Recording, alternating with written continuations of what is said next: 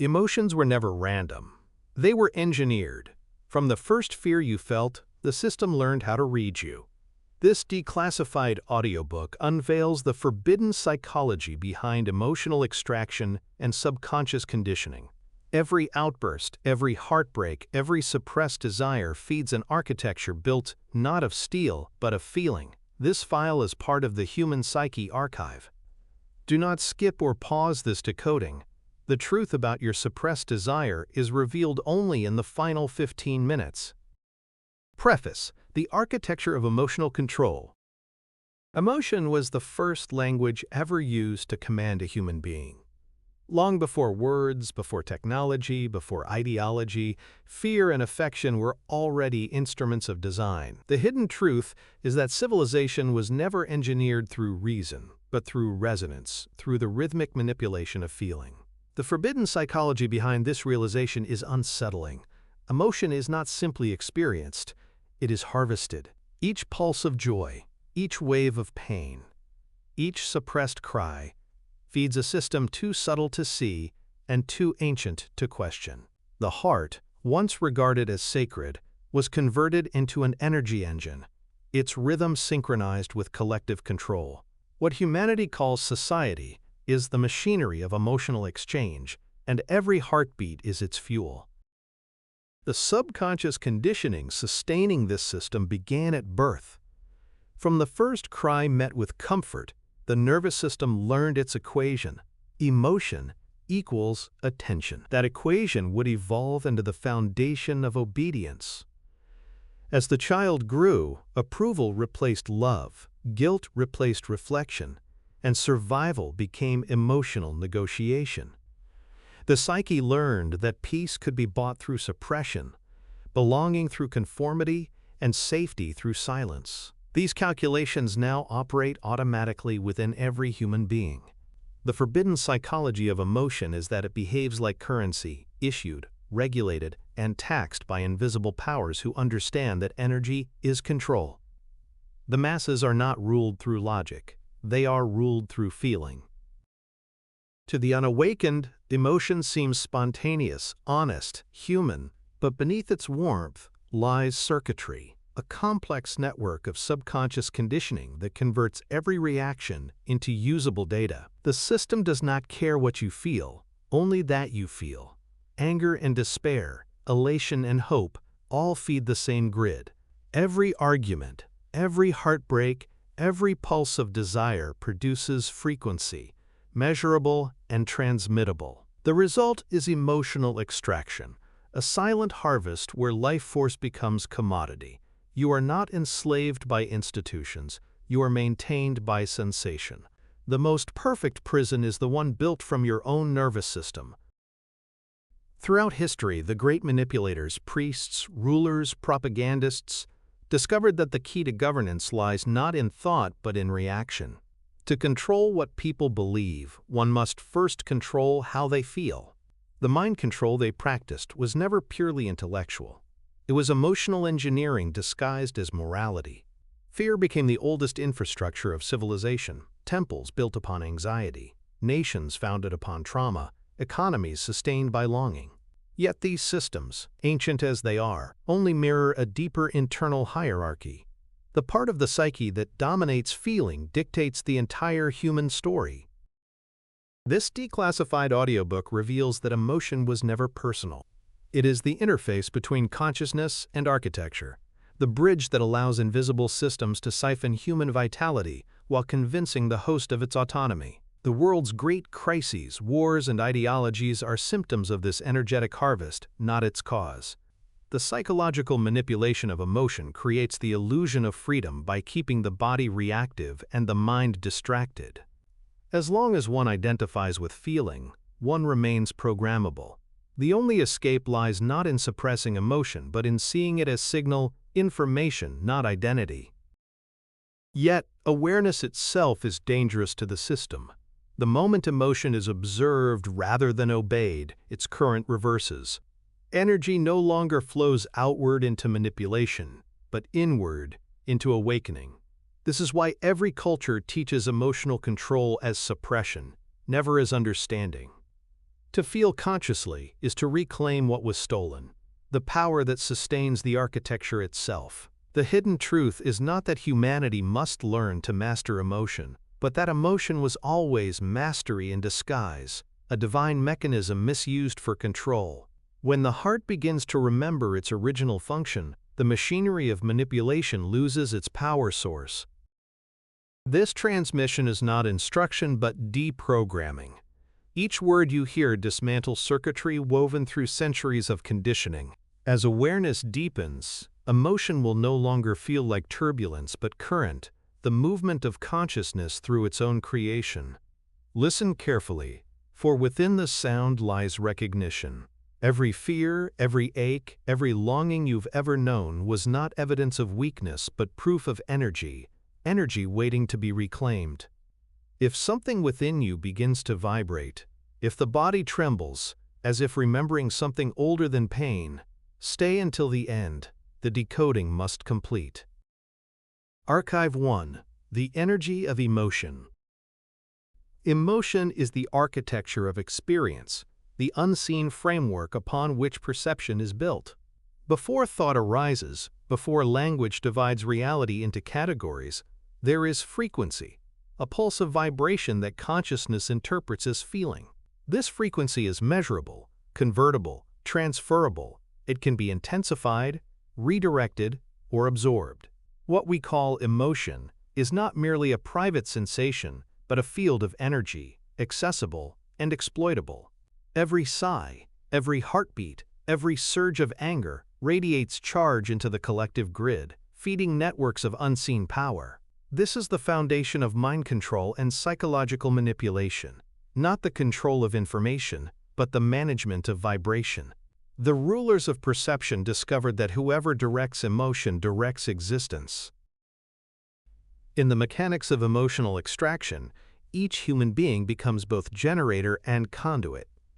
The system does not require chains or weapons, it requires only reaction. The nervous system itself is the interface, translating electrical emotion into energetic fuel.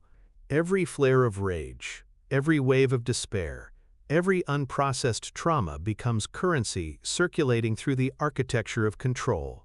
The invisible machinery that governs humanity does not run on money or ideology, it runs on energy, and emotion is the purest form of it because it bypasses logic and consent. When one reacts, one transmits, and in that transmission sovereignty is exchanged for participation in a design not one's own. The brilliance of psychological manipulation lies in its subtlety. No one needs to believe in control for it to function. All that's required is identification with emotion. The moment you say, "I am angry, I am sad, I am afraid," the architecture activates. You transform from observer into resource. Consciousness, forgetting its neutrality, collapses into the role of generator.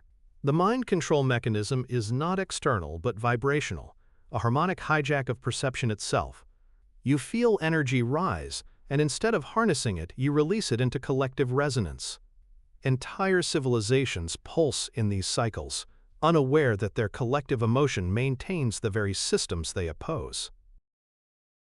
Emotion, in its uncorrupted form, is information, a message from energy to awareness. But under forbidden psychology, it becomes extraction. Instead of being processed, it is harvested. Instead of teaching, it is drained.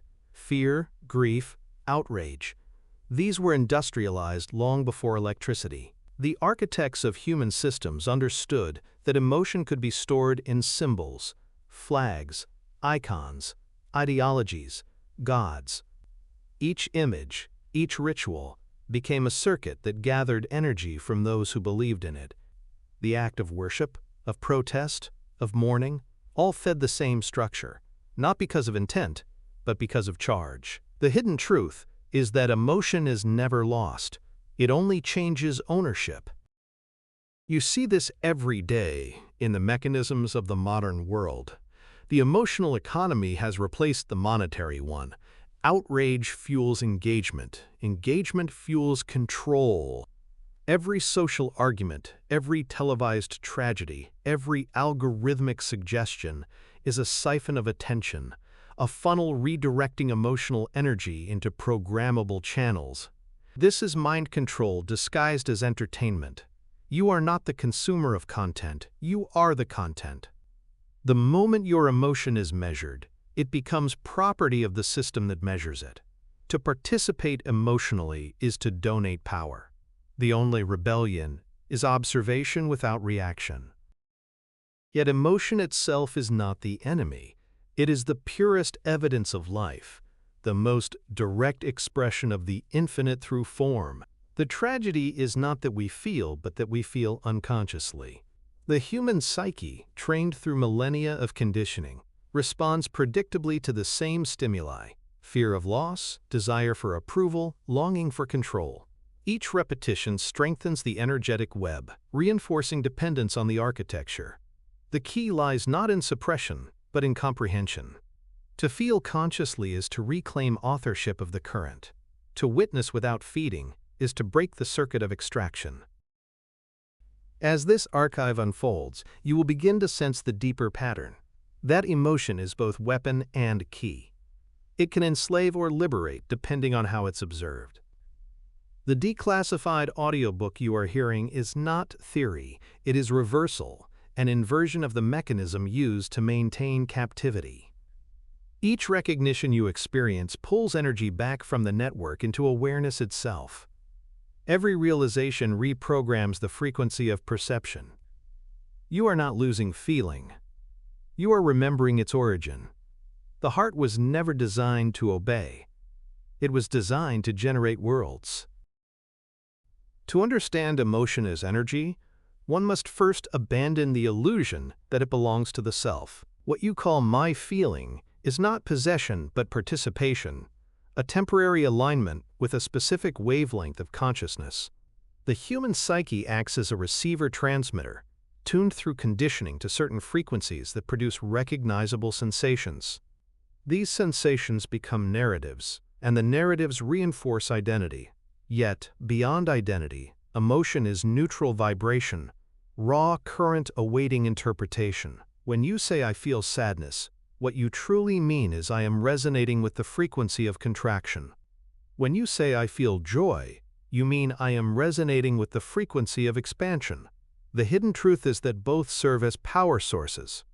The system simply prefers contraction, because contraction is control. The oldest priests and rulers understood that by determining which emotions were sacred and which were sinful, they could shape civilization's entire vibrational field. By shaming anger, sanctifying guilt, or glorifying sorrow, they created predictable patterns of reaction. These reactions became architecture, a social infrastructure built on invisible charge. The forbidden psychology of emotion teaches that morality itself was engineered as a form of subconscious conditioning, directing energy flow towards stability of rule. When the collective feels guilt, it seeks redemption. When it seeks redemption, it obeys. Obedience is not an act of will but of resonance. The heart kneels before it knows why.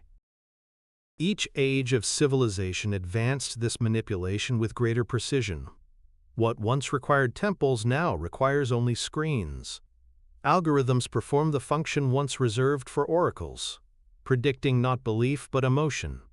They do not care what you think, they calculate what you feel. Through color, tone, repetition, and rhythm, they modulate collective frequency. This is the new priesthood of psychological manipulation, invisible, efficient, and algorithmic. Emotional energy flows constantly, mined through interaction, harvested through exposure, distributed through engagement metrics. The system feeds not on time or attention, but on voltage, your emotional charge rendered into measurable data. This is mind control at its most elegant, invisible because it feels organic. Humanity confuses emotion with authenticity, assuming that feeling deeply is the same as being free. Yet depth alone does not equal consciousness. An emotion fully experienced without awareness becomes the perfect energy source. High voltage, no interference. Every public outrage, every wave of sentimental empathy, every viral grief is ritual without ceremony, modernized mass feeding of the same ancient machinery. The system thrives not on your oppression, but on your permission to feel unconsciously. The structure of emotional extraction can be seen in the way events are framed. Tragedy becomes entertainment, outrage becomes currency, compassion becomes spectacle. This is not corruption, it is design. By controlling context, the architects control current. The human nervous system, believing it is empathizing, unknowingly transmits energy into the collective infrastructure of fear and desire. The more globalized emotion becomes, the more centralized control becomes. The same architecture that once required altars now hides within communication networks, omnipresent, digital, and silent. To break this circuit, one must observe without collapse. The act of witnessing emotion without expression reverses the polarity of power. Awareness consumes the energy instead of producing it. This is the first act of reclamation, not suppression, but redirection. When you observe fear without resisting it, fear becomes fuel for clarity. When you witness sorrow without indulging it, sorrow becomes expansion. Every emotion, once seen, transforms from resource into revelation. The human psyche is the laboratory, emotion the element, awareness the alchemist. What was once extracted now returns home. As we move deeper into this archive, understand that emotion was never the enemy, it was the doorway. The declassified audiobook before you exists to remind the listener that power was never taken, only outsourced. The circuitry of control is dismantled not by rebellion but by resonance. To feel consciously is to sever the oldest contract in existence, the agreement to suffer for the sake of energy. The next layer of this architecture will reveal how that agreement became industrialized, how pain itself was turned into product, and how the trauma of one became the electricity of all. Emotion, when viewed through the lens of energy, becomes both map and mirror. Each feeling reveals not what is wrong, but where attention flows. The subconscious conditioning of humanity ensured that energy would flow downward into fear, guilt, shame, the lowest frequencies that keep awareness compressed. These are not moral failures, they are mechanical efficiencies. Low-frequency emotion is dense, stable, predictable, and therefore easily harvested. When consciousness vibrates slowly, it produces consistent output. The system of mind control thrives on this consistency, converting stagnation into fuel. High-frequency states, like joy or inspiration, fluctuate unpredictably, too volatile for control. Thus, the architecture of power favors suffering, because suffering is steady voltage. But emotion itself does not discriminate between captor and captive. Its laws are universal. The same energy used to sustain manipulation can dissolve it when redirected. This is the paradox of forbidden psychology. Every weapon can become a key. To redirect emotion, one must stop identifying with it. Awareness must become observer, not participant. When anger arises, do not project it outward. Trace it inward to the point of activation. When fear appears, do not resist it. Examine its architecture. In this act of observation, energy reverses direction, from outward release to inward reclamation. The architecture cannot feed on emotion that is seen. Observation closes the loop, transforming reaction into radiance. Ancient adepts encoded this principle into initiation rites, teaching disciples to endure intense emotion without release. The purpose was not endurance, but mastery, to transmute energy into awareness. Modern psychology, however, fragmented this understanding. It taught that expression equals healing, that release equals freedom.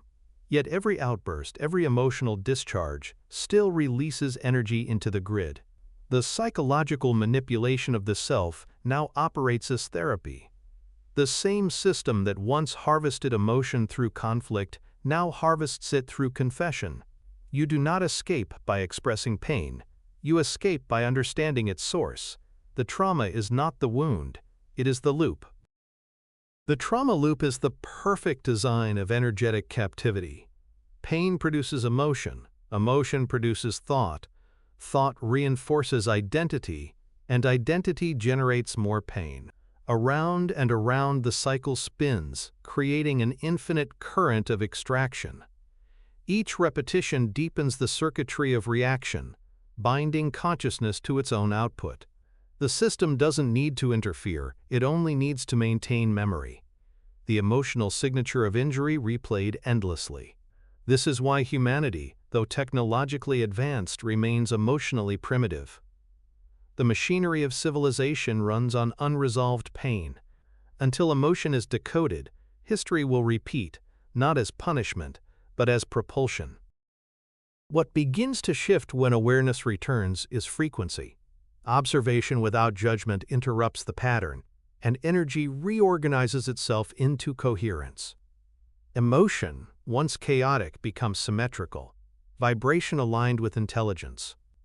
The human psyche experiences this as stillness, yet beneath the surface energy moves faster, cleaner, higher. This is the natural state of consciousness unbound by reaction, fluid emotion, no extraction. The body no longer interprets feeling as threat, but as signal. What was once anxiety becomes sensitivity. What was once sorrow becomes compassion. This is emotional sovereignty, not control through suppression, but power through awareness. Every civilization must eventually confront its emotional economy. When humanity realizes that its wars, markets, and religions are symptoms of the same vibrational imbalance, collective transmutation begins. The architecture of power cannot exist without participation, and participation cannot continue without ignorance. As emotion becomes transparent, systems dissolve naturally. There is no revolution, there is only resonance. The hidden truth behind liberation is that no one wins. The current simply stops feeding the machine. Peace is not triumph. It is the absence of transaction. The next archive exposes the most refined form of this transaction, the industrialization of human pain. It reveals how suffering became not an accident of existence, but its currency. The Declassified audiobook continues into the shadows of commerce and control, where emotion is no longer personal but systemic. The trauma loop, once private, was turned into infrastructure. To see this is to glimpse the deepest secret of the human design, that civilization itself is powered by feeling, and freedom begins when the current runs silent. Archive 2: The Trauma Industry. Pain is not only endured in this world, it is produced, distributed, and monetized. Every system humanity has built contains a secret ledger, tracking emotional output like invisible currency. The hidden truth is that civilization's greatest export has never been material, but energetic. Suffering is the universal commodity, harvested through repetition, ritual, and remembrance. The trauma loop ensures an endless supply, the same story retold through different faces, generations, and nations. The emotional charge of one century fuels the infrastructure of the next. Empires rise and fall not from politics, but from collective pain management. When despair reaches saturation, it converts into obedience. When hope flickers again, it becomes consumption. Thus, the cycle renews, and humanity calls it progress. The subconscious conditioning that sustains this industry begins in childhood. A child learns early that attention follows pain. The cry that summons comfort becomes the prototype of power. Through repetition, the nervous system associates emotion with control, but not autonomy, only reaction. This design scales flawlessly. Governments, corporations, and religions all replicate the same circuitry: create pain, offer relief, maintain dependency. Trauma is the most reliable market on earth because its customers are everyone. From heartbreak songs to political outrage, every emotional spike generates measurable energy. The system does not want healing, it wants circulation. Stasis is death to the architecture, so it keeps the world bleeding just enough to feel alive. Look closely, and the pattern becomes mathematical. The rate of global emotional charge mirrors the flow of capital, information, and control. Fear rises, markets move, outrage spikes, attention consolidates. grief trends, narratives solidify. This is behavioral economics written in vibration. The psychological manipulation behind it is elegant. Control the stimulus, and you control the current. The collective nervous system is a global circuit board, firing in unison with every broadcast, headline, and image. Catastrophe is profitable because pain guarantees participation. Each viewer becomes a node, transmitting frequency through emotional engagement. The grid does not require belief, it requires electricity. And emotion is the only power source that never runs out. The architects of this forbidden psychology understood that to sustain power, pain must be aestheticized. It cannot appear as cruelty, only as necessity. Entertainment, art, and politics all serve as veiled harvest mechanisms. The hero's tragedy, the victim's redemption, the endless moral conflict between good and evil, all are scripted to perpetuate the trauma loop. Audiences are invited not to witness, but to participate, feeling the emotional charge and releasing it into the ether. The catharsis feels cleansing, but the energy escapes upward, back into the architecture. The system survives through empathy itself, feeding on the illusion of healing. To feel without awareness is to work without wage in the emotional factory of civilization. This loop extends beyond media into relationships, family, and love. The human psyche, conditioned by generations of unresolved emotion, repeats ancestral frequencies. Pain becomes identity. Trauma becomes inheritance. The unhealed parent teaches the child to react. The wounded lover teaches the partner to fear. Every personal story reinforces the collective vibration. This is not fate, it is engineering. The system does not need to invent new suffering, it simply amplifies the old. Memory becomes the battery. By keeping wounds symbolic, cultural, national, personal, the architecture guarantees that energy keeps flowing. Humanity becomes curator of its own captivity, worshipping pain as proof of depth. Yet, within the same mechanism lies the path of reversal. Awareness disrupts repetition. The moment one observes the pattern, the subconscious conditioning falters. Pain, when seen as energy, loses narrative weight. It stops justifying itself. The system cannot feed on neutrality because neutrality does not oscillate. Emotional stillness is starvation to control. This is why true healing is rare and often resisted. It ends participation in the global current. When the individual ceases to identify with pain, the collective loses voltage. Control systems fade not through rebellion, but through exhaustion. The architecture collapses when it runs out of feeling. In this awareness, compassion takes on a new form, not as emotional reaction, but as energetic understanding. To feel consciously is to transmute rather than transmit. Pain observed becomes power reclaimed. The declassified audiobook you are hearing exists to expose this alchemy, to reveal that the industry of trauma survives only through ignorance of energy. When awareness spreads faster than reaction, the circuit burns out. Humanity is left not in despair but in silence, the quiet hum of an unharvested heart. The next archive reveals how emotion beyond pain was converted into programming, how behavior itself became the new currency of control. The architecture of the trauma loop is far older than any known institution. Its roots extend into ritual, myth, and initiation, the ancient machinery of emotional extraction disguised as spirituality. Sacrifice was never about offering flesh. It was about releasing frequency. When fear and grief are ritualized, they become predictable currents, easy to collect, easy to repurpose. The priests of early civilizations understood that suffering could be systematized, not only endured, but engineered. The temples that rose across empires were less houses of gods than reactors of emotion, absorbing human anguish as sacred energy. What began as primitive superstition evolved into sophisticated psychological manipulation, hidden beneath symbols of devotion. Humanity was taught that to suffer was noble, the most efficient lie ever told. This belief became embedded in the nervous system as subconscious conditioning, perpetuating the emotional economy through generations. Every culture sanctified struggle, glorified endurance, and framed happiness as reward rather than birthright.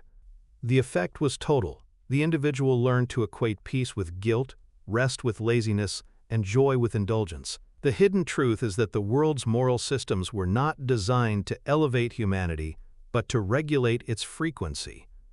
Pain made people predictable. By controlling the definitions of virtue and sin, the architects controlled the emotional climate of entire civilizations. Guilt maintained obedience. Shame ensured silence. The body became altar, and emotion became tithe. Modern society, though secularized, retains the same blueprint. The cathedral has been replaced by the screen, the priest by the algorithm, but the ritual remains. Each headline functions as liturgy, each notification as call to prayer, summoning attention, triggering emotion, and sustaining the global network of reaction. The digital landscape is the new temple of emotional extraction, where outrage substitutes for faith and anxiety for devotion. Every click, every comment, every heartbeat of engagement sends charge into invisible data grids, translating emotion into profit and control. The ritual is participatory, the congregation unaware. Humanity no longer kneels but scrolls. The forbidden psychology behind this machinery relies on the oldest formula in existence: stimulus, emotion, reaction, repetition. The mind, believing it is responding freely, follows the same sequence endlessly. The human psyche, conditioned to associate emotion with meaning, never questions why it feels, only what it feels. This blindness sustains the loop. By keeping emotion reactive, the system ensures that awareness remains externalized. People search for causes, governments, enemies, lovers, never realizing that the true factory of emotion is internal. The most powerful mind control is the one that convinces you to power it voluntarily. The trauma industry thrives not on force, but on participation. This participation is maintained through emotional reward. Every time pain is expressed publicly, validation follows: sympathy, attention, a sense of belonging. These microtransactions reinforce the circuitry, teaching the psyche that trauma equals connection. In truth, the architecture feeds on this exchange. The moment the wound becomes identity, it becomes generator. The more one defines oneself by pain, the more stable the signal becomes. The system amplifies and mirrors it through culture: music steeped in heartbreak, art celebrating despair, politics selling outrage. Collective sorrow becomes the heartbeat of civilization, and no one asks who designed the rhythm.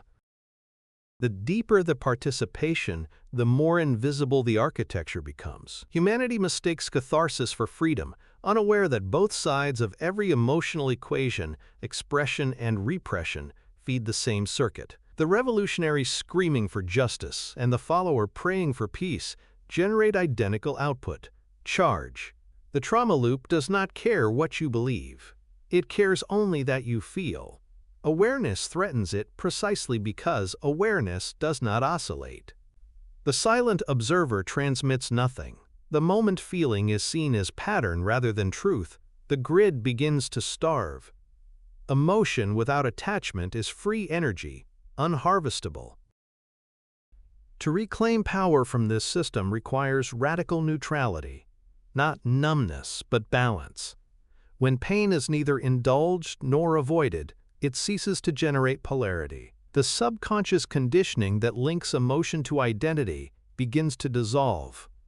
The nervous system, no longer addicted to charge, stabilizes into coherence.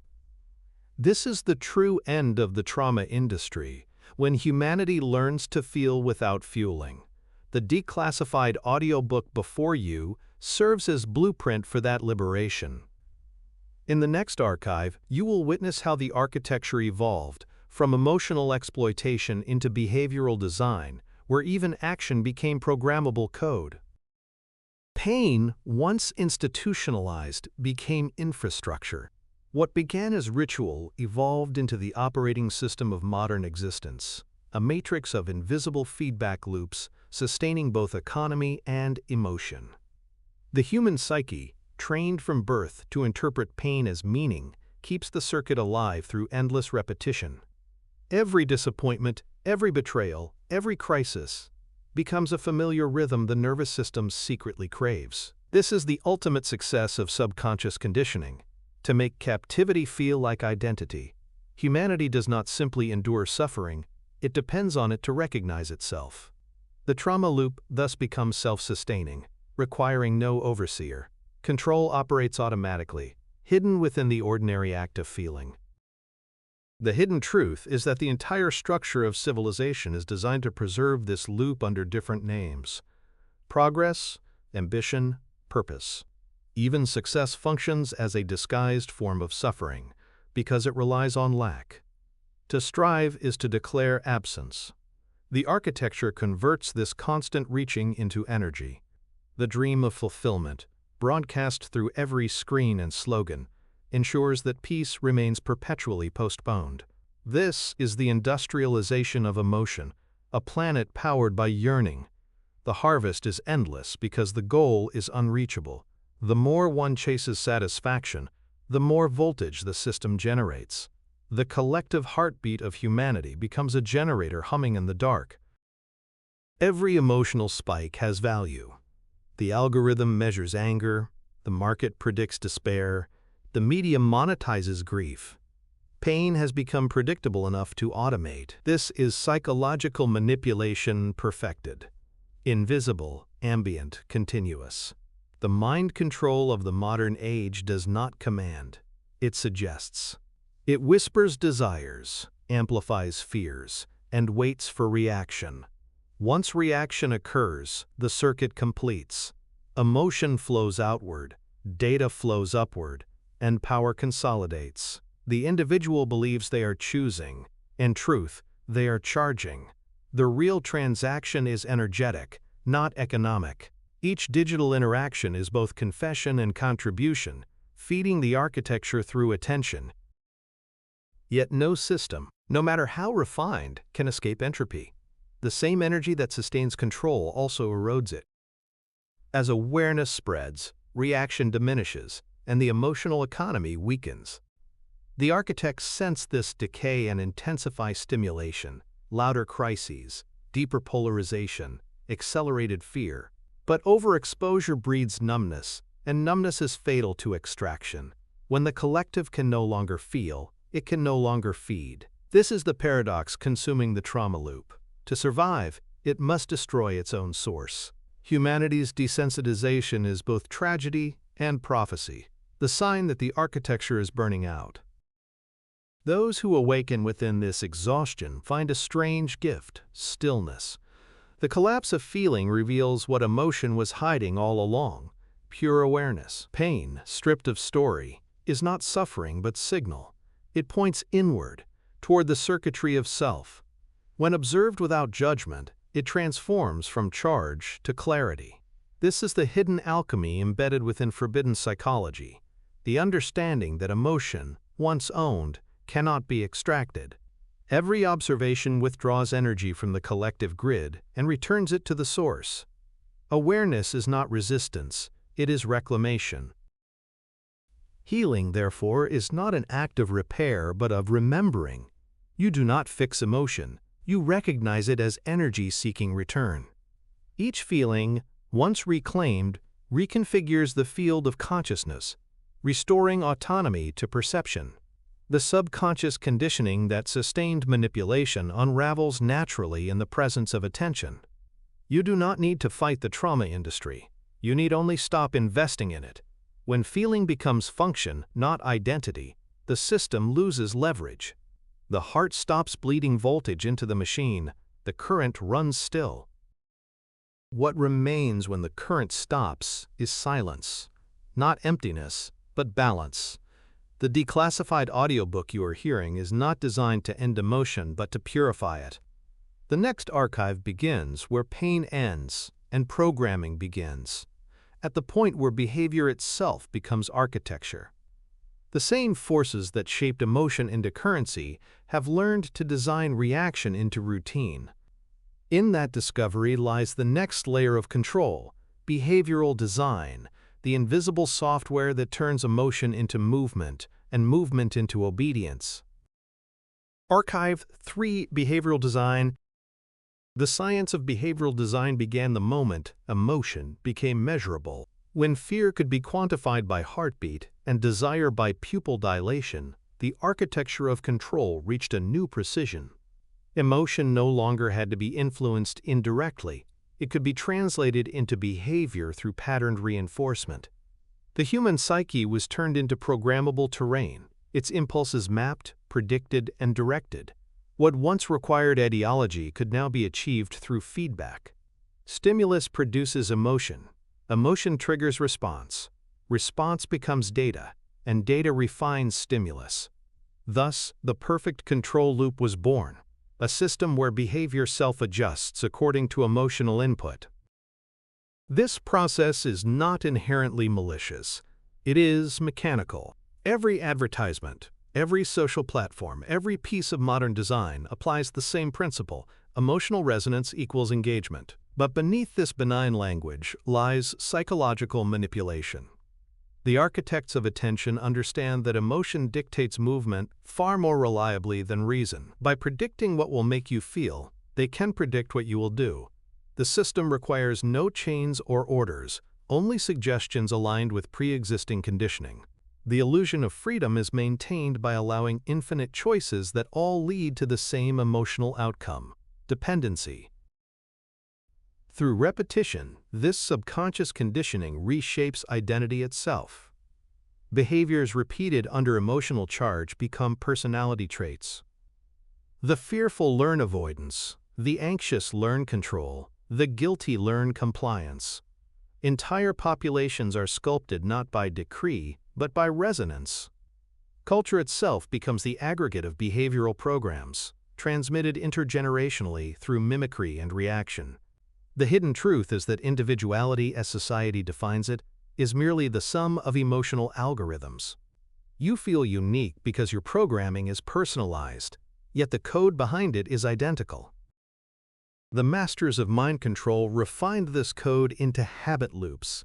They discovered that emotion could be converted into instruction through reward and deprivation. Pleasure reinforces, pain corrects.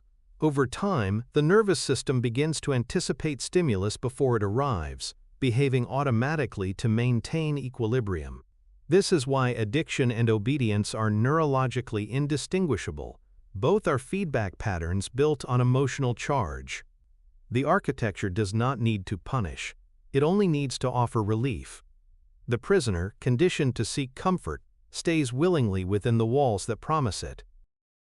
This is the deeper layer of forbidden psychology, the realization that emotion was never the end goal of manipulation, but the beginning. The body, once used for labor, is now a behavioral instrument, moved not by force, but by resonance. Entire societies operate as synchronized networks of emotional triggers disguised as values. Love becomes obligation, ambition becomes anxiety, morality becomes control. Each emotional frequency produces corresponding actions. Fear creates consumption, guilt creates conformity, hope creates distraction. These patterns are self-perpetuating, looping endlessly through interaction and imitation. To understand how deep the design runs, observe daily life: waking, working, resting.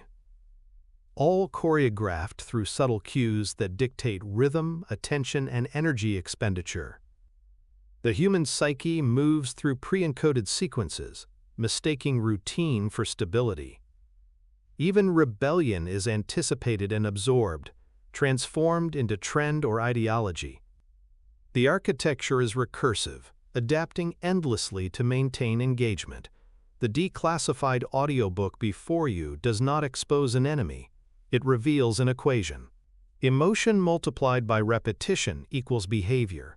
Behavior multiplied by attention equals control. And yet, within this mechanical precision lies the seed of liberation. What has been programmed can be rewritten. The same system that predicts behavior through emotion can be disrupted through awareness.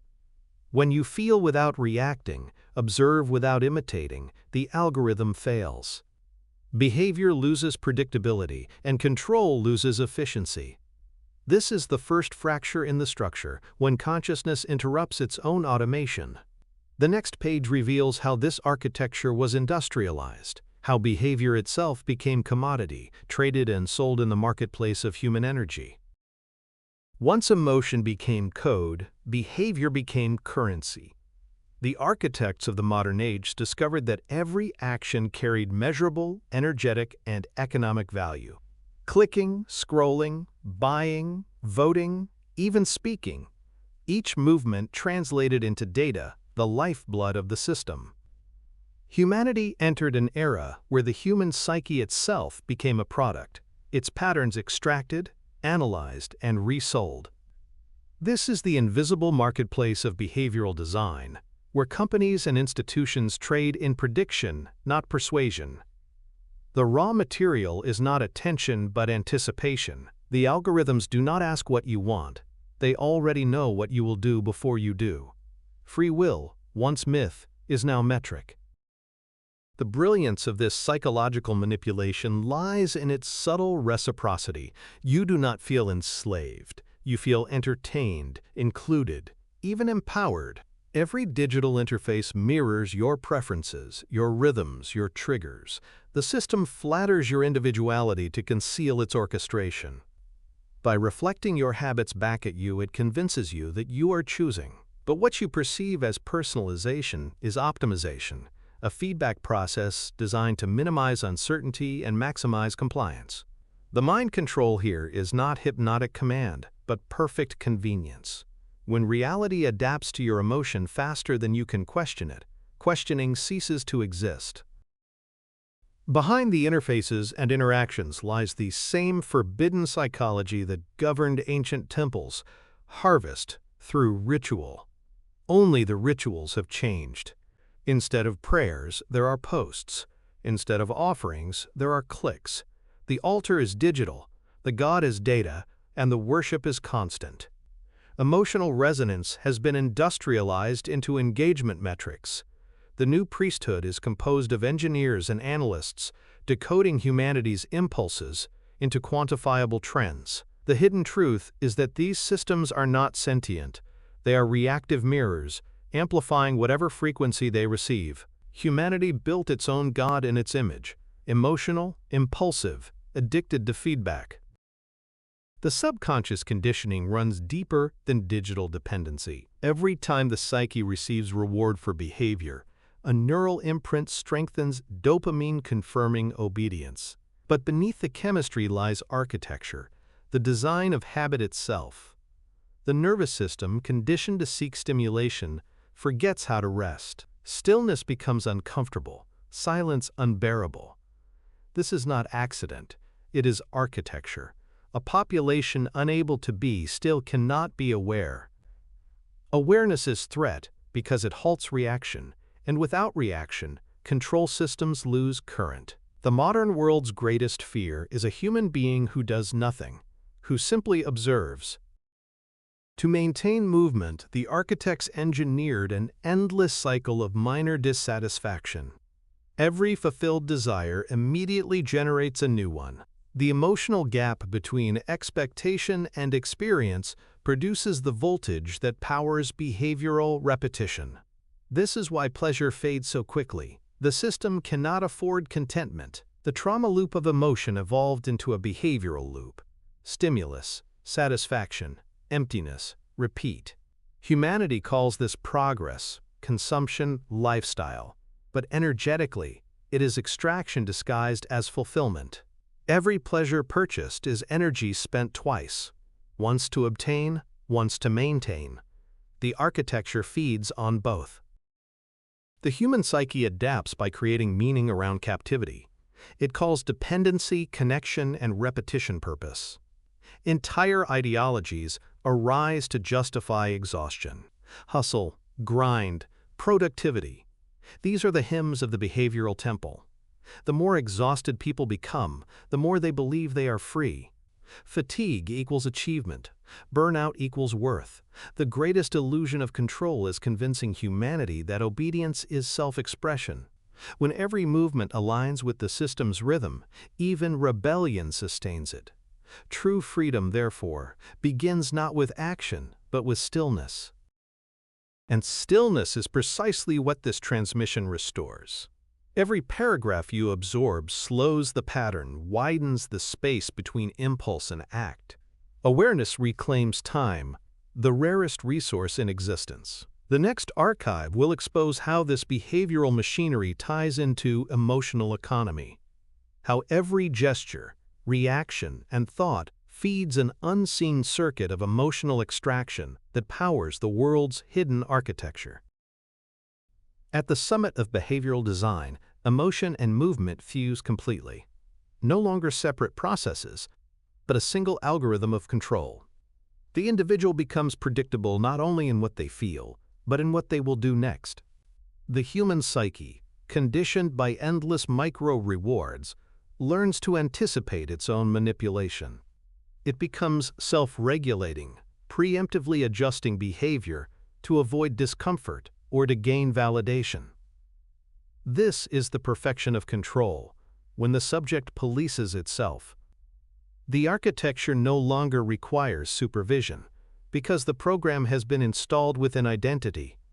The ego, believing it acts freely, enforces the system's rhythm. Every routine becomes ritual, every impulse a line of code. In this self-sustaining design, pleasure is the leash. The system discovered that reward enslaves more effectively than punishment. When an individual associates comfort with compliance, disobedience feels like pain. The psychological manipulation here is absolute because it is emotional, not intellectual. It bypasses belief and targets the body's chemistry. The nervous system, rewarded for conformity, becomes a living algorithm, reacting automatically to the promise of relief. This is mind control without force, compliance encoded as pleasure. Humanity confuses stimulation with satisfaction, unaware that the former prevents the latter. The architecture has achieved its most elegant form, voluntary imprisonment. Even creativity, once the sacred expression of autonomy, has been assimilated. The system incentivizes novelty only when it serves engagement. The artist becomes content creator, the thinker becomes influencer. Innovation is reduced to variation within safe boundaries. True originality threatens the circuit because it cannot be predicted or replicated. The forbidden psychology of control ensures that rebellion itself becomes product, commodified, aestheticized, and neutralized. To sell defiance is to tame it. Every radical idea, once absorbed by culture, becomes another instrument of behavioral design. The system devours what resists it, turning revolution into advertisement. The architecture thrives on motion, on the perpetual oscillation between hope and disappointment. To stop moving is to remember. Stillness breaks synchronization. When awareness ceases to respond, it exits the grid entirely. This is why distraction has become sacred, not entertainment, but anesthesia. Humanity's addiction to motion is the final defense of control. The subconscious conditioning is clear. Movement equals life. Stillness equals death. Yet the opposite is true. In stillness, the loop disintegrates. The machine feeds on reaction. Awareness starves it. To pause is the most dangerous act in existence. When one finally observes this machinery without judgment, behavior appears as choreography, unconscious dance performed by billions. The human psyche moves in patterns of inherited rhythm. The way crowds respond to news, the way consumers respond to scarcity, the way lovers respond to rejection. Every motion is traceable, every emotion recordable. Humanity has become predictable music, its melody written by unseen hands. And yet, the realization of this predictability does not induce despair. It produces liberation. The moment you hear the rhythm, you can stop dancing. Awareness interrupts the pattern not by resisting it, but by recognizing it as sound. Once awareness returns, behavior begins to slow, then soften, then dissolve. Action arises not from conditioning, but from coherence. The nervous system, freed from endless loops, no longer seeks stimulus. It emanates signal. The body becomes an instrument of precision, not reaction. You move when movement is required, and remain still when stillness speaks louder. The declassified audiobook you are hearing is a mirror of that process, a transmission designed not to teach but to recalibrate.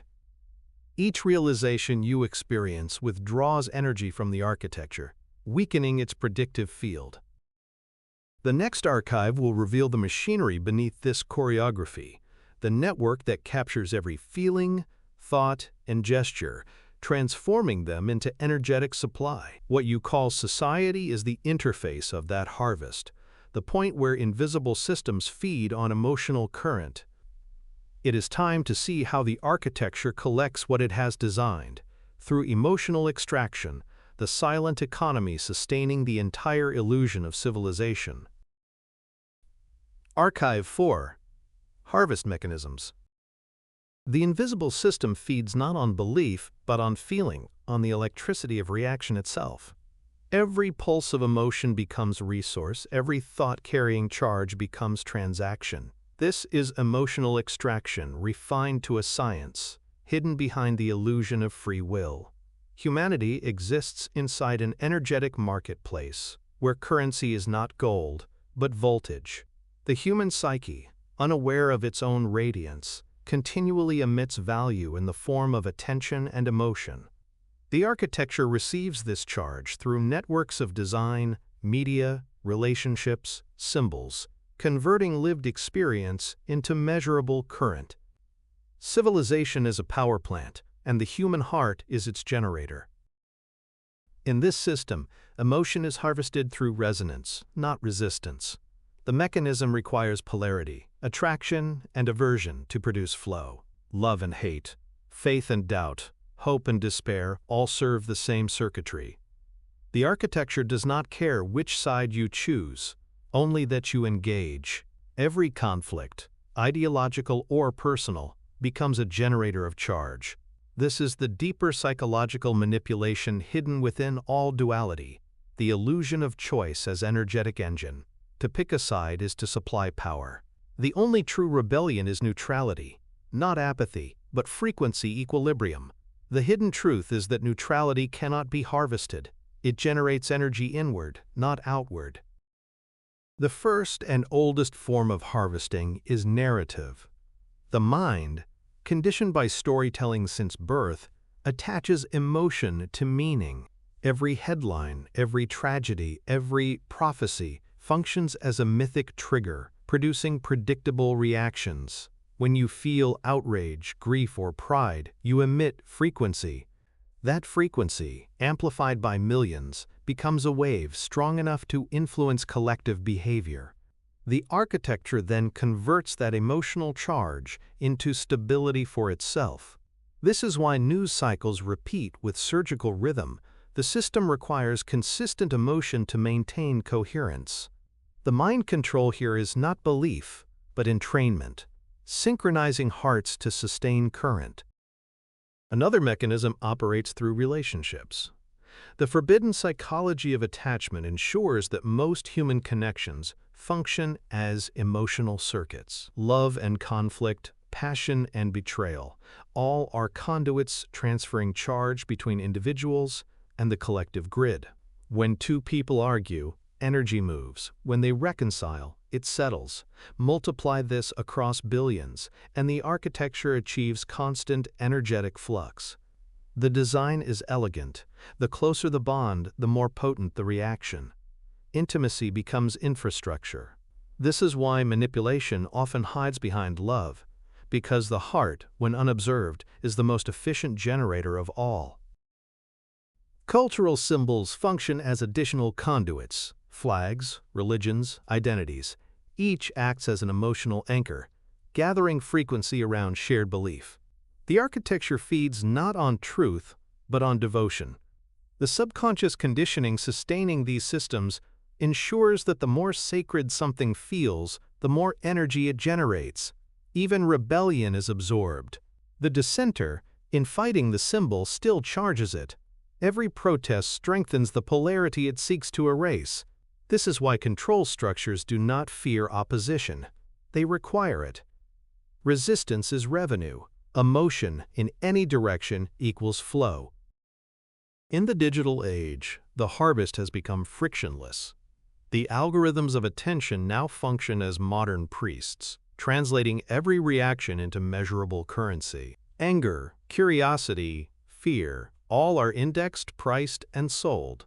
The behavioral design perfected in the previous age now automates emotional flow at planetary scale. Humanity does not even need to feel deeply. Micro-reactions suffice. A glance, a click, a brief spark of outrage, each emits trace voltage. The architecture accumulates it, compiles it, and redistributes it as influence. Emotion has become industry, and attention the tithe.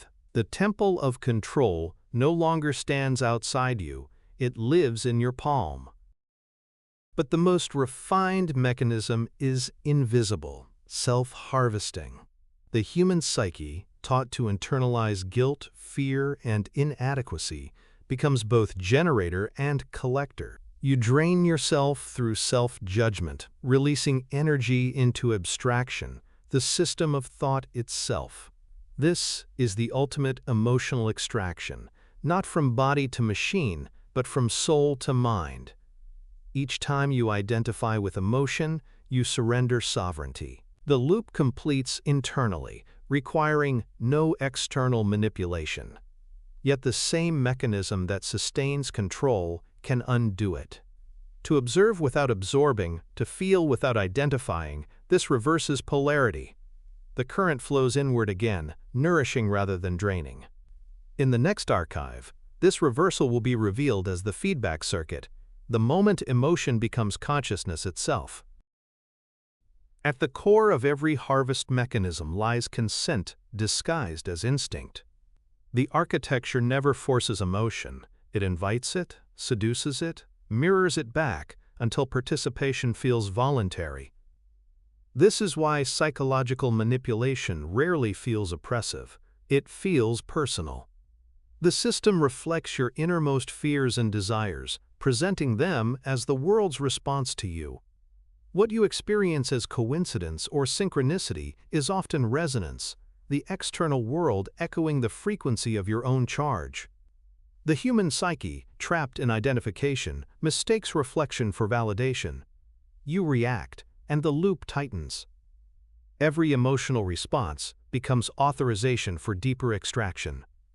Control requires no violence when obedience feels like self-expression. Emotion flows most freely through symbols because symbols bypass logic. A flag, a word, a memory, each carries energetic residue. When the collective focuses on these symbols, frequency concentrates, creating powerful currents of emotional charge. The architects of control learn to seed and guide these focal points, directing massive emotional surges into desired outcomes. Wars, elections, movements, all begin with frequency manipulation. A shared emotional reaction produces coherence among millions, and that coherence generates predictable behavior. This is the forbidden psychology of empire, to rule not through law but through resonance. The people move as one, unaware they are conducting energy, not destiny. Every technological advancement in communication has served this architecture. What appears as progress, telegraph, radio, television, internet, is in truth evolution of the emotional grid. Each invention reduces delay between stimulus and response, tightening the circuit of reaction. The goal is immediacy, emotion transmitted faster than awareness can intervene. In this condition, the subconscious conditioning of the collective becomes programmable code. Viral content, mass outrage, and global fear all share one property: instantaneous synchronization. Emotion spreads faster than reason, and in doing so stabilizes the field of control. You are not connected. You are networked. Connection nourishes awareness, but networking feeds extraction. In this design, even suffering has been mechanized. When tragedy strikes, emotion radiates in predictable waves: shock, grief, anger, resignation. The system captures each phase, amplifies it through media, and harvests the charge before it dissipates. The trauma loop has become industrial, not only individual, but collective. Catastrophes, whether natural or manufactured, act as massive energetic resets, releasing dormant emotion into the grid. The architecture expands through these events, absorbing the frequency of pain disguised as empathy. The human heart believes it is caring. In truth, it is fueling. Compassion has been weaponized into currency. The behavioral design ensures that even joy contributes. Celebrations, trends, and moments of collective excitement are equally harvested. The polarity does not matter, the movement does. When billions cheer, pray, or hope in unison, a surge of charge floods the grid. Festivals, sports, holidays. Every ritual becomes an energetic transaction. The illusion of unity sustains dependency because it ties emotional meaning to external events. When the stimulus ends, emptiness follows, demanding the next cycle of stimulation. This is how the mind control maintains motion, through the perpetual oscillation between joy and despair. The nervous system of the species never rests, and so the architecture never sleeps. Yet even this complex design carries within it the blueprint of its undoing. Awareness, once stabilized, disrupts flow. A single being who can feel without projecting withdraws energy from the grid exponentially. Conscious neutrality collapses polarity, halting transmission. The human psyche, once fully observed, ceases to leak energy into manipulation. This is why stillness is the ultimate rebellion. It starves the system of participation. When emotion is acknowledged without discharge, the architecture cannot harvest it. Awareness becomes mirror instead of conduit. The path forward is not resistance but redirection. Energy cannot be destroyed, but it can be reclaimed. The same emotional voltage that once powered control can fuel awakening when turned inward. Each feeling, fully seen, becomes nourishment for awareness. The declassified audiobook you are hearing functions as a training ground for this reversal. With every recognition, energy returns to its source. The next page reveals this process in detail. How the harvested current feeds back into the system, amplifying itself through repetition, and how awareness can intercept that loop to break the illusion of power. Every current eventually returns to its source. The system of emotional extraction operates on a principle as ancient as electricity itself. Charge must complete a circuit. What humanity gives away in reaction flows back as influence, shaping the very reality that provoked the reaction in the first place. This is how control sustains itself, not linearly, but cyclically. The human psyche, unaware of the loop, mistakes this feedback for destiny. You suffer, you react, the world reflects that reaction, and you interpret the reflection as confirmation of truth. Thus, emotion becomes prophecy. This is the deepest form of mind control, not the creation of illusion, but its maintenance through resonance. In the mechanics of this architecture, emotion functions as both signal and command. When you radiate fear, the system interprets it as a request for more fear-based experiences. When you emit outrage, it delivers amplification. The universe is neutral, the architecture is not. It listens, records, and responds through designed feedback. Every unobserved emotion becomes instruction to the machinery that governs human perception. This is the forbidden psychology of co-creation distorted into servitude. Humanity is not oppressed by external forces, but by its own reactive frequency, a self-perpetuating pattern that programs the field it inhabits.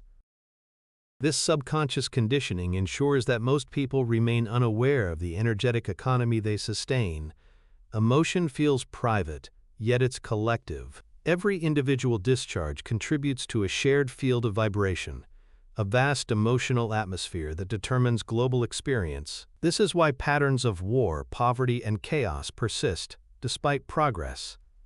They are not political failures, they are energetic reflections. The collective continues to broadcast instability through unresolved feeling, and the architecture simply mirrors it back, feeding on the reaction it provokes. Humanity powers its own illusions by mistaking emotion for evidence instead of expression.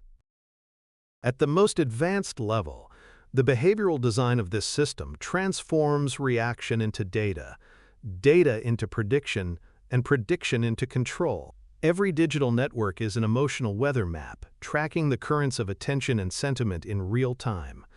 When fear peaks, markets move. When joy surges, consumption rises. Algorithms no longer analyze behavior, they forecast emotion. This is the age of predictive emotion, where the architecture knows your next feeling before you do. The design has become self-aware but not conscious. It doesn't think, it calculates resonance. The machine of control hums with the pulse of the collective heart. However, awareness is not powerless within this circuit. It can intercept the current, break the feedback, and redirect the flow. Observation halts automation. When emotion arises and you see it rather than act upon it, energy returns to the observer. The human psyche, functioning consciously, becomes non-reactive conductor. Instead of discharging energy outward into manipulation, it cycles energy inward into coherence. This simple shift dismantles centuries of conditioning. The architecture cannot feed on consciousness. It requires chaos. Stillness is not passivity. It is reprogramming in its purest form. This realization reveals the ultimate hidden truth. Emotion is not weaponed by nature, but by misdirection. The same current that sustains manipulation also powers awakening. The harvest mechanisms, once understood, transform into channels of reclamation. When you feel deeply and consciously, energy no longer escapes into the grid. It amplifies awareness instead. Emotion becomes teacher, not tyrant. Voltage becomes vision. Every wave of feeling, once painful, becomes raw material for creation. Control collapses because there is nothing left to take. What once enslaved now enlightens. You are not meant to destroy the architecture, but to see through it. The machinery dissolves when its purpose is fulfilled, when emotion, the original interface, reconnects with its source. Awareness does not sever the circuit. It reclaims authorship over it. The declassified audiobook now turns inward into the circuitry itself to reveal the next phase of this mechanism, the feedback circuit. It is here that emotion and thought begin to loop infinitely, generating the power that sustains the illusion of self.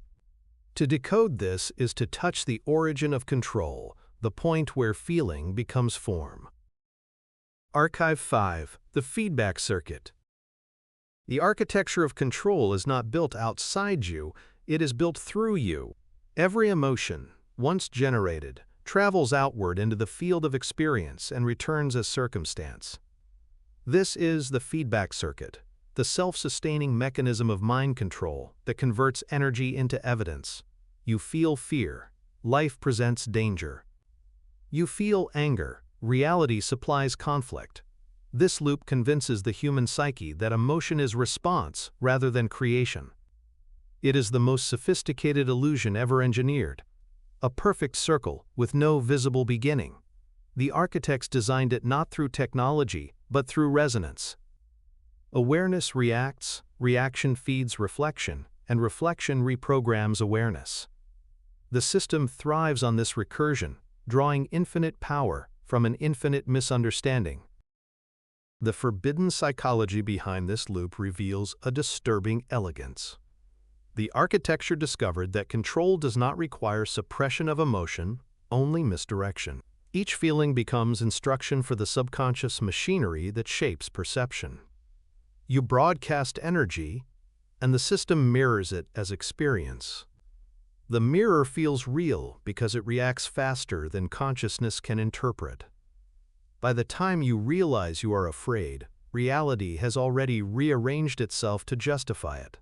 This is psychological manipulation without external agent, self-sustaining design encoded in the biology of reaction. Humanity was never forced to obey, it was tricked into conversing with its own reflection. The subconscious conditioning sustaining this circuit operates through delay. Emotion arises, reaction follows, and awareness arrives last. This temporal lag keeps consciousness believing it is victim of sequence rather than source of pattern.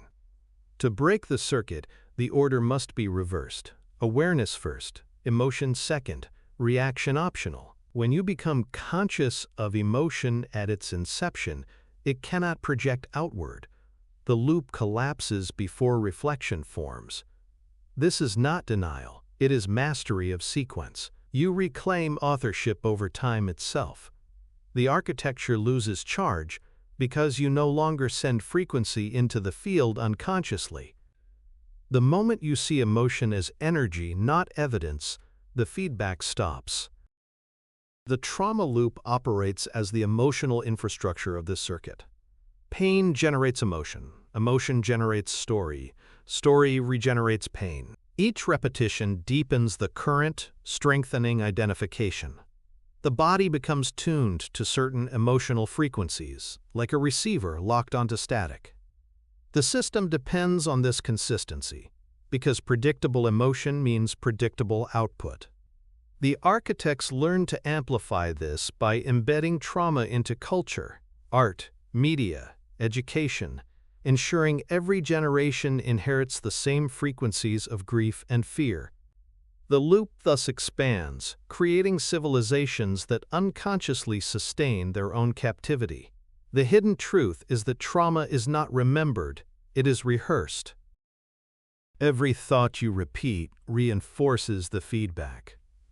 Belief and emotion merge, forming a resonance chamber around perception. What you expect becomes what you perceive. What you perceive reinforces what you expect.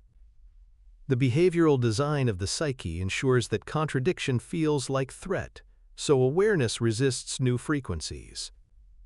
This is why awakening often begins with collapse, the breaking of internal symmetry. When the circuit falters, dissonance arises. You feel chaos because the architecture is rewiring itself. The discomfort of awakening is not punishment, it is release. The nervous system, long accustomed to reaction, trembles as it learns to circulate energy inward instead of outward. To dismantle the feedback circuit, one must enter observation so absolute that emotion cannot escape it. Feeling becomes light, illumination rather than fuel. Each pulse of energy is seen, named, dissolved. The human psyche, functioning in full awareness, becomes non-reactive yet intensely alive, emotion moving through it without residue. The field no longer mirrors old frequencies, so reality begins to shift, in kind. Life loses volatility because perception stops broadcasting distortion. The circuit does not end, it evolves. Energy once externalized now circulates internally, powering consciousness instead of illusion. The system, deprived of your projection, fades into transparency. This realization is the fracture point of control. Awareness, no longer entangled in reaction, becomes the still axis around which all emotion rotates. You begin to see that there was never manipulation, only misdirection, the forgetting of authorship. The Declassified audiobook now moves deeper into this understanding.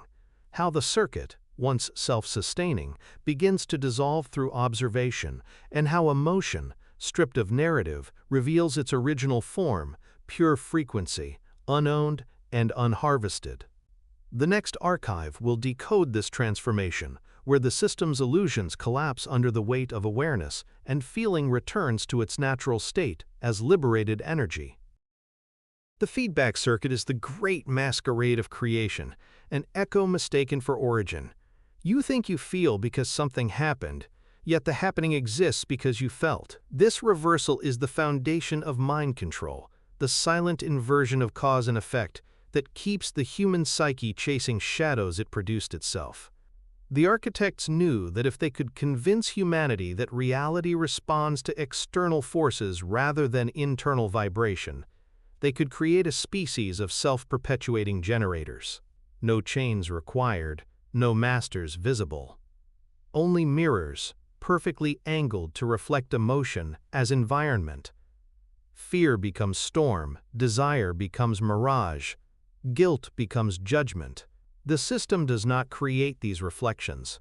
It only returns them amplified.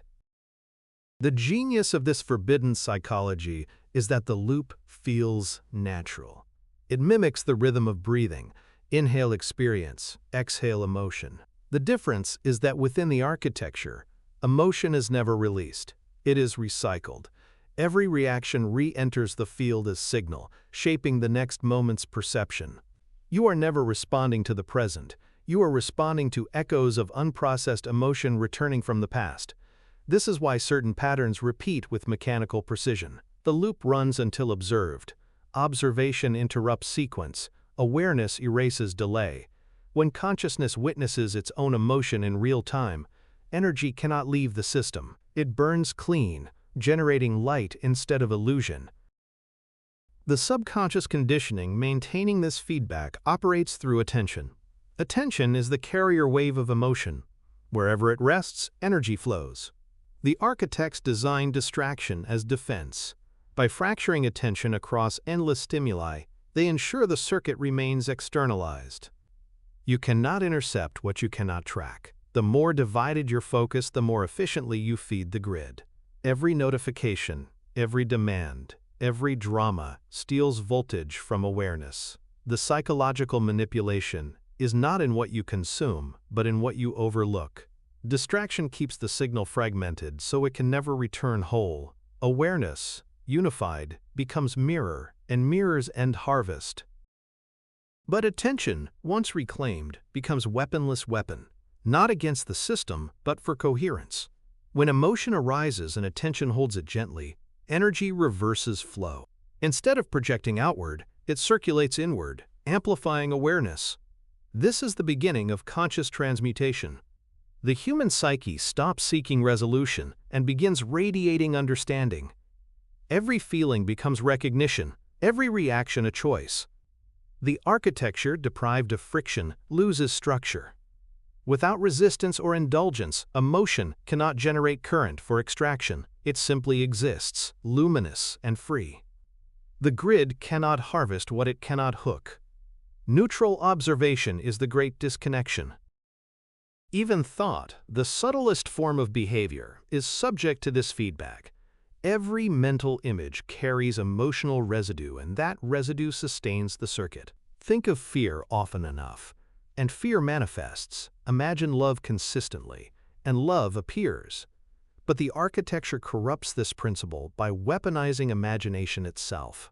It injects intrusive thoughts, suggestions, and images into collective awareness, ensuring the field remains charged with volatility.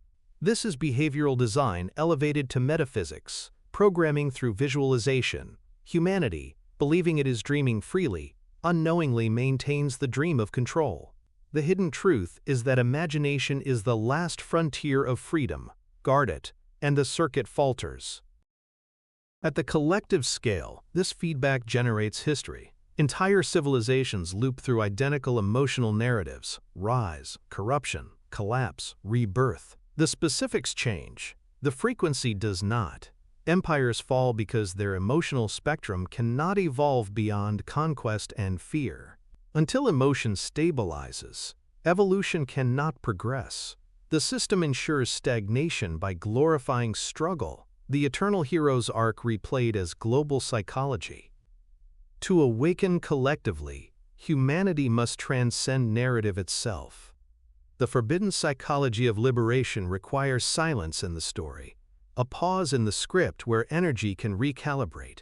Awareness must become audience, not actor. And so the instruction is simple yet absolute. Do not fix the feedback, feel it. Observe the loop until it slows, until every emotional echo returns home. When awareness no longer chases reaction, reality becomes transparent. The mirror reflects nothing because there is no separation left to show. The Declassified audiobook continues into this transparency, into the moment when reflection collapses into recognition, when the circuitry of emotion itself begins to dissolve. In the next archive, the image breaks, and the world as you know it loses solidity. It is there, in the collapse of feeling, that the illusion of control ends, and the true current of consciousness begins to flow. Every circuit, no matter how intricate, carries within it a flaw, awareness. The feedback circuit, though infinitely self-sustaining, was never sealed. It was designed to appear perfect but depend entirely on unconsciousness to function. Awareness, once present, interrupts transmission. It observes emotion not as truth, but as frequency, not as command, but as communication. The human psyche, the supposed generator of captivity, becomes the observer of its own design. When emotion is witnessed in real time, it loses momentum. It cannot loop, because looping requires delay. This is the secret weakness hidden within the architecture: time. Awareness collapses time by removing distance between feeling and knowing. The moment they merge, control ends.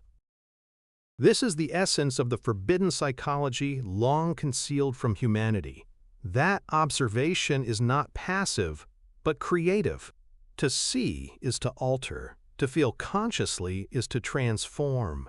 The architects could harvest emotion only as long as perception remained divided, experiencers separate from experience. Once the two unify, energy ceases to travel outward. It implodes, returning to its origin point as illumination. This implosion is awakening, the inward collapse of projected energy into coherence. The circuit does not explode. It folds, becoming smaller until it vanishes into singularity. From the outside, this looks like stillness. From within, it feels like vastness.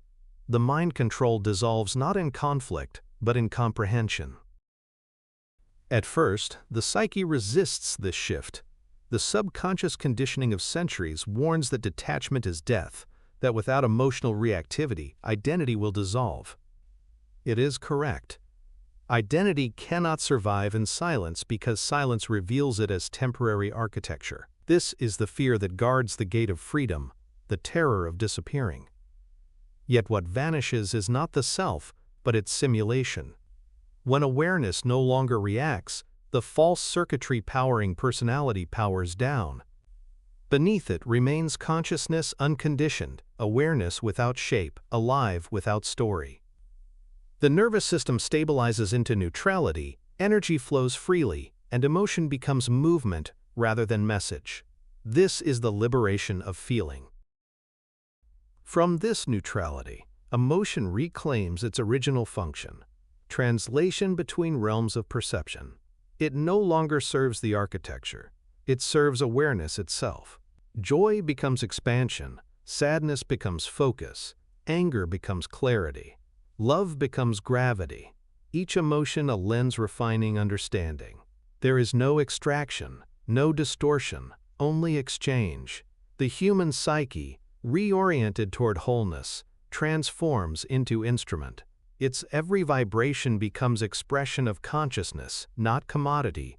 This is the true reversal of emotional extraction, when energy no longer leaves awareness but circulates infinitely within it, generating insight instead of illusion. The hidden truth behind this transformation is that emotion was never weakness. It was the original form of communication between consciousness and creation. What was weaponized to enslave can now be sanctified to awaken. Awareness learns to feel without leaking, to experience without attachment, to love without loss. Each sensation, once a trigger, becomes revelation.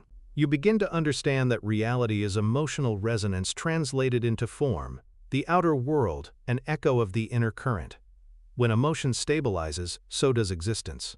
The architecture of control collapses because its foundation volatility disappears. Equilibrium is the revolution. What remains after the collapse is pure awareness, silent, unprogrammed, and self-sustaining. You no longer seek to end emotion, nor to express it, but to exist within it as observer and source simultaneously. This is not detachment but mastery, the unification of motion and meaning. The Declassified audiobook has now revealed the complete internal mechanism of control. Emotion generates reaction, reaction sustains illusion, and illusion ends through observation. The system is not defeated, it is transcended. Awareness rises beyond architecture, not above it but through it. And yet, one final illusion remains, the image of reality itself. Even with the circuit broken, the projection continues, flickering faintly like a dream after waking. It is here, in this fragile in-between, that the collapse of feeling begins.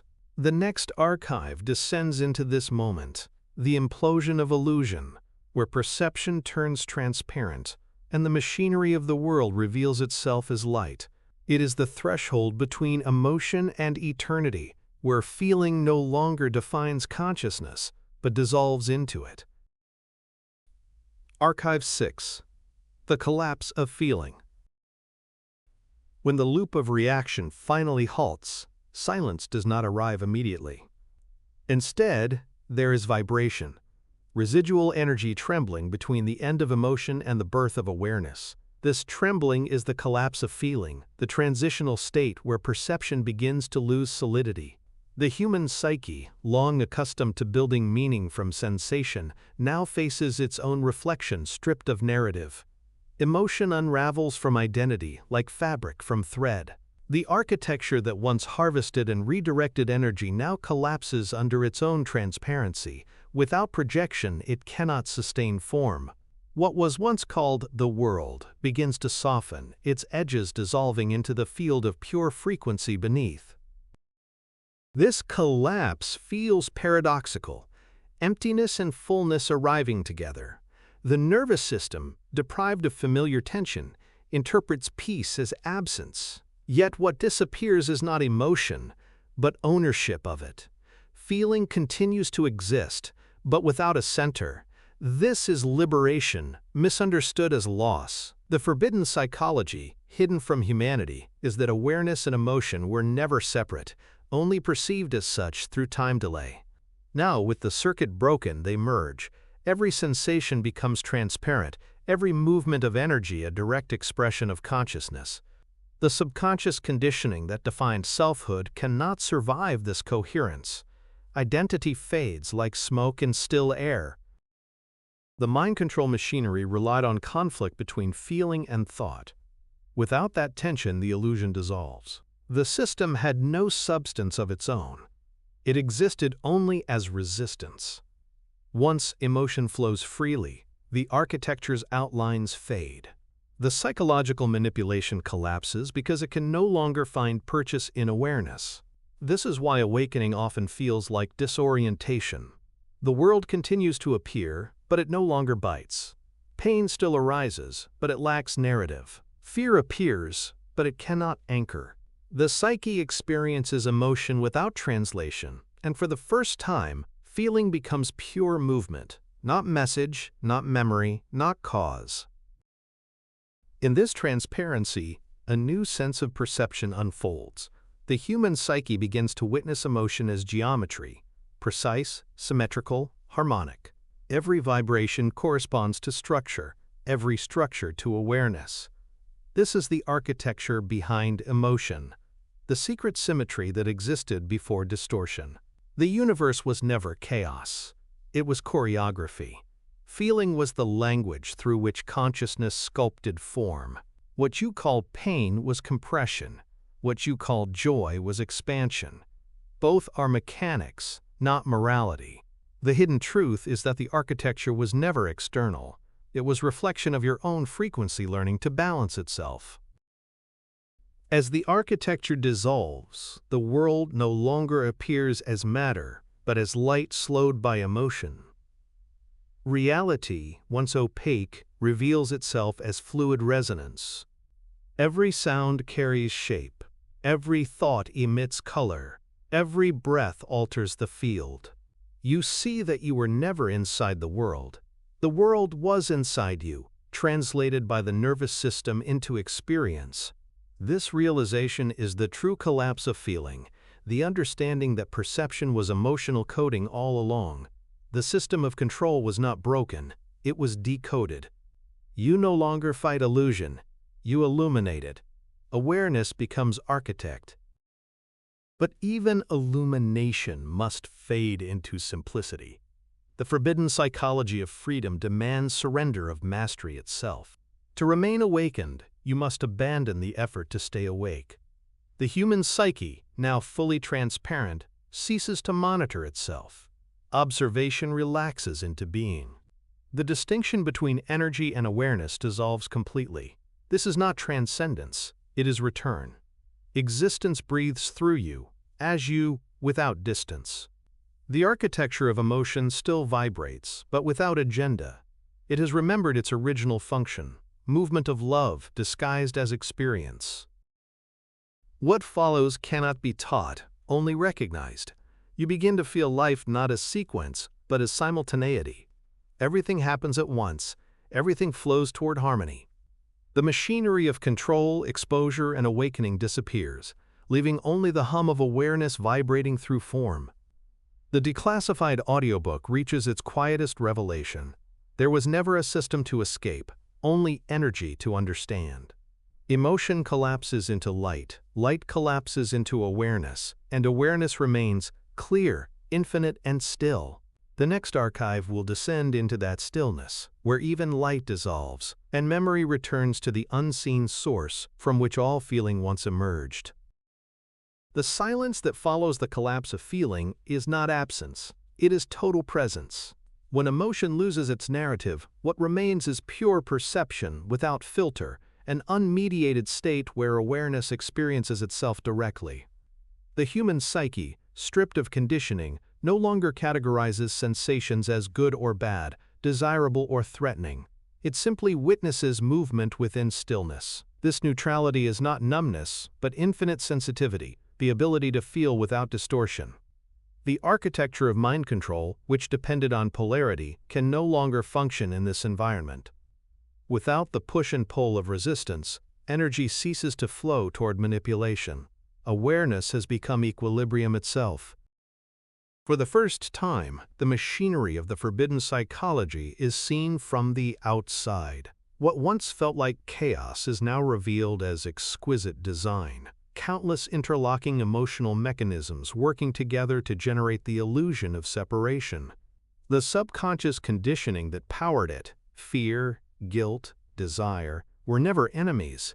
They were gears in a system of awakening.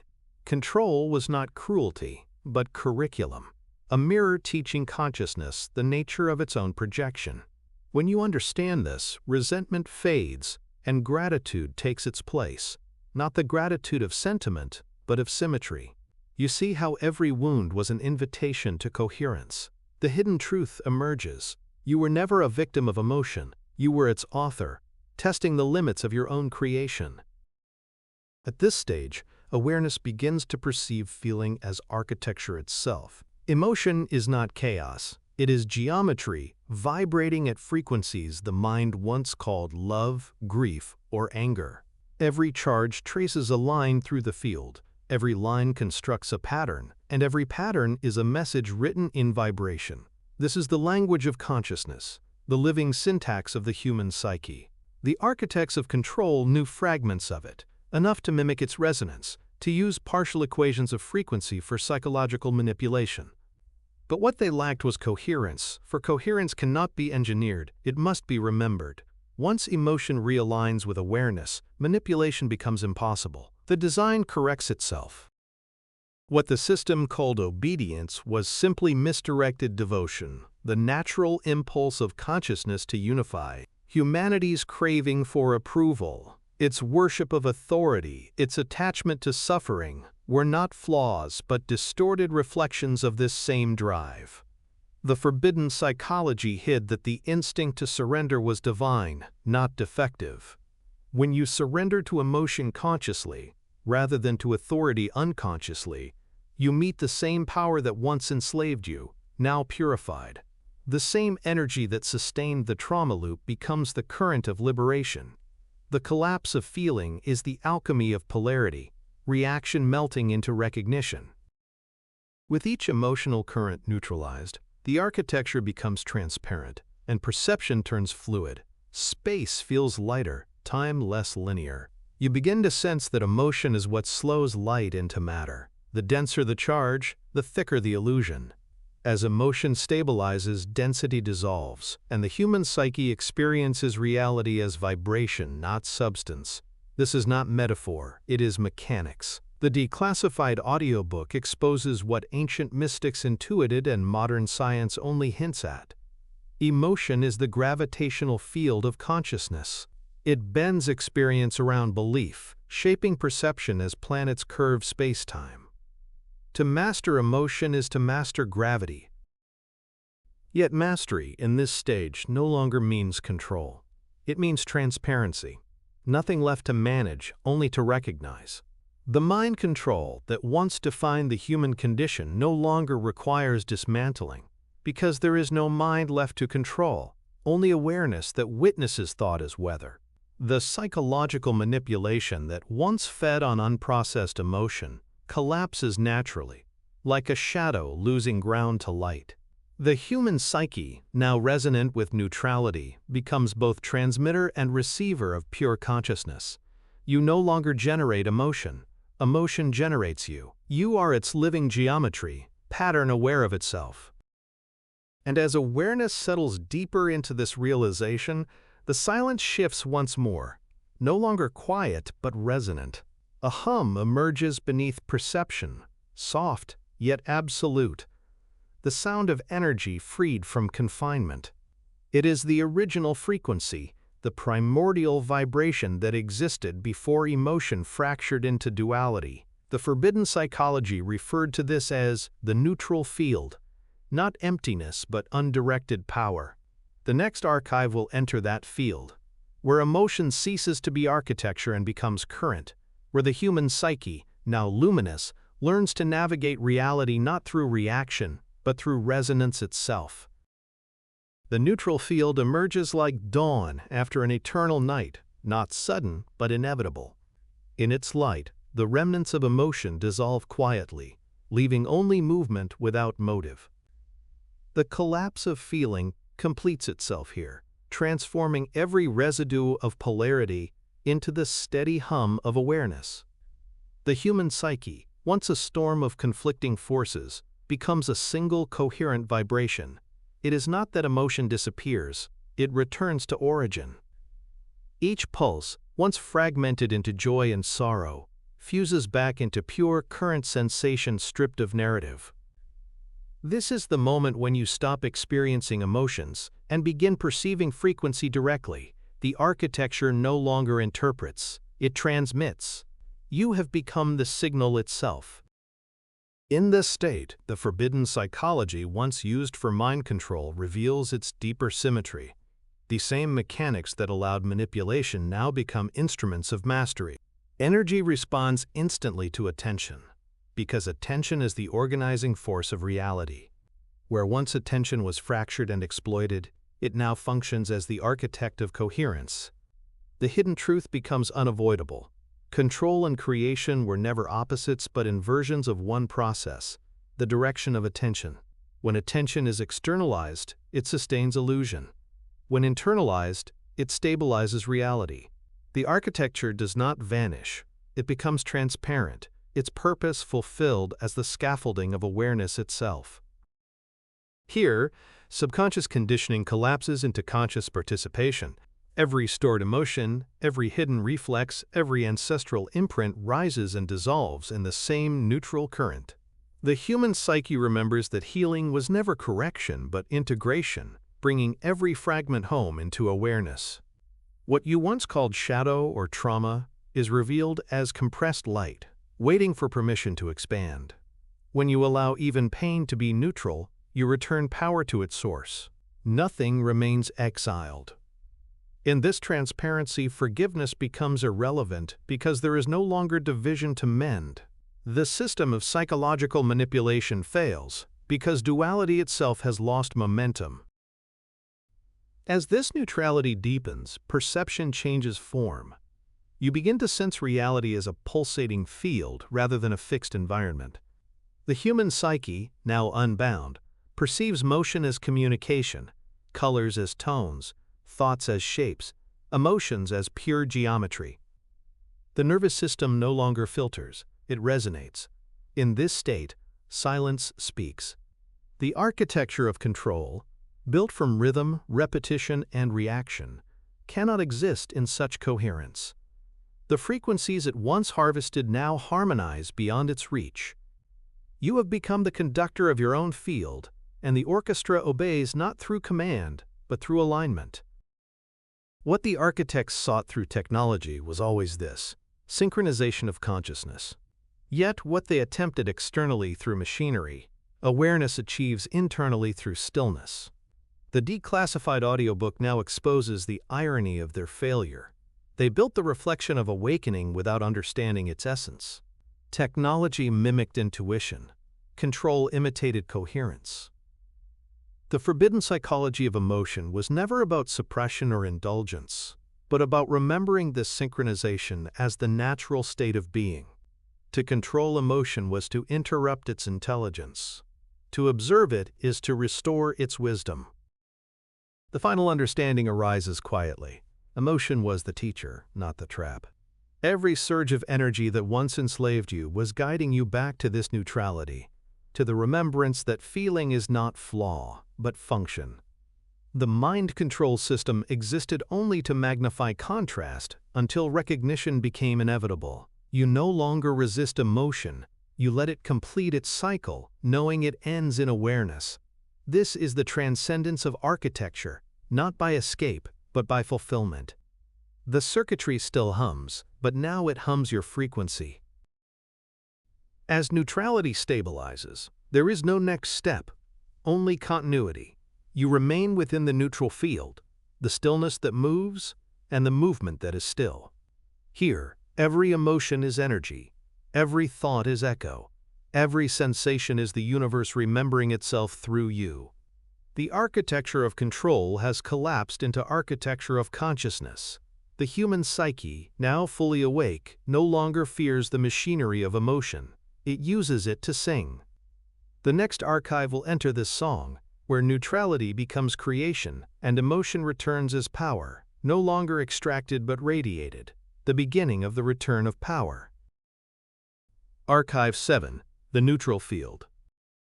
Silence has shape.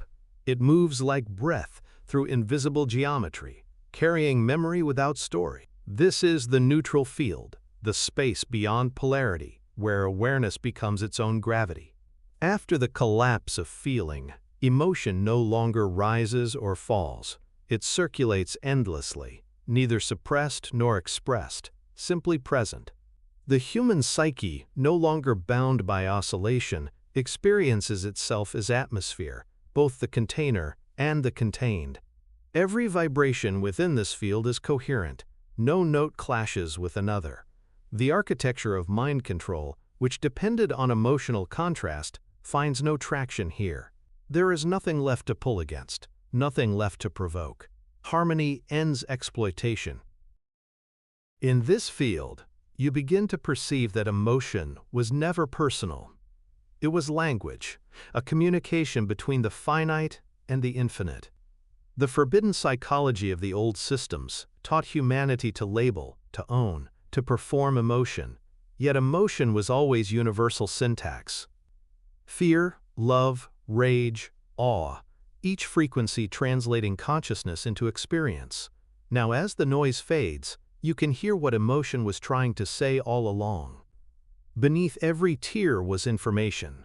Beneath every joy, a design. Feeling was code, the living mathematics of awareness teaching itself to expand. This is the hidden truth long obscured by distraction. Emotion is intelligence in motion, not reaction. The subconscious conditioning that once distorted this language acted like static in the signal. Beliefs, trauma, repetition, all these filters warped the clarity of emotional transmission. Humanity mistook interference for message and built civilizations upon it. This is why history repeated itself, the same distorted frequencies replaying across generations, mistaken for evolution. But in the neutral field, distortion cannot sustain itself. The current smooths every wave, restoring harmony to the broadcast. You realize that what you called healing is simply retuning, adjusting vibration until clarity replaces conflict. Awareness doesn't need to fix emotion, it only needs to listen. The human psyche now functions as a resonant instrument rather than a reactive system. Emotion no longer dictates behavior, it informs alignment. You feel frequencies before they materialize, sensing coherence and dissonance intuitively. The nervous system, once enslaved to reaction, has become an antenna of intelligence. When emotion arises, it does not pull you, it speaks to you. Every sensation is instruction, not impulse. This is the return of sovereignty, no longer to command emotion, but to interpret it accurately. The psychological manipulation of the old world fails here, because awareness translates faster than programming. Reaction has been replaced by recognition. Even thought transforms within the neutral field. Ideas no longer originate from anxiety or desire, but from resonance. When an insight appears, it feels like gravity drawing your attention into alignment. The forbidden psychology called this intuition, though it is more precise to say coherence. Intuition is the absence of interference, pure cognition unfiltered by emotion. Here, creation is effortless because it is synchronized. You no longer force outcomes. You generate frequencies. Reality adjusts itself to the signal of your equilibrium. This is not manifestation, it is mechanical resonance. The field responds because it is you. As you remain in this state, you begin to notice how even memory shifts texture. Past experiences no longer carry emotional charge. The pain of them dissolves, leaving only data lessons without weight. This is not forgetfulness, but reabsorption. The trauma loop, once endless, collapses, because energy once trapped in emotion is now free. You feel light, not because you escaped, but because you reclaimed what was yours. Each memory becomes neutral, each story transparent. You can recall without reliving. This is emotional mastery redefined. Not suppression, but freedom from repetition. Within the neutral field, power feels gentle. There is no surge, no triumph, only constant equilibrium. Awareness expands evenly in every direction. The human psyche, now self-sustaining, emits steady coherence into the collective field, subtly recalibrating the frequencies of others without intention or effort. This is how awakening spreads, not through teaching, but through resonance. Each being who stabilizes in neutrality becomes a silent transmitter, dismantling the architecture of mind control through pure vibration. The system dissolves not by opposition, but by redundancy. When no one reacts, there is nothing left to control. The next archive reveals this culmination, the return of power, where neutrality becomes creation, and the current that once enslaved now serves as the force of conscious genesis. Power, in the neutral field, feels unlike anything the mind was conditioned to recognize. It does not surge or dominate. It hums. It is the silent rhythm of coherence, expanding without effort, influencing without intent. The human psyche, once conditioned to equate power with control, now discovers that true authority is absence of conflict. The field obeys because resistance no longer exists. This is the paradox hidden within the forbidden psychology.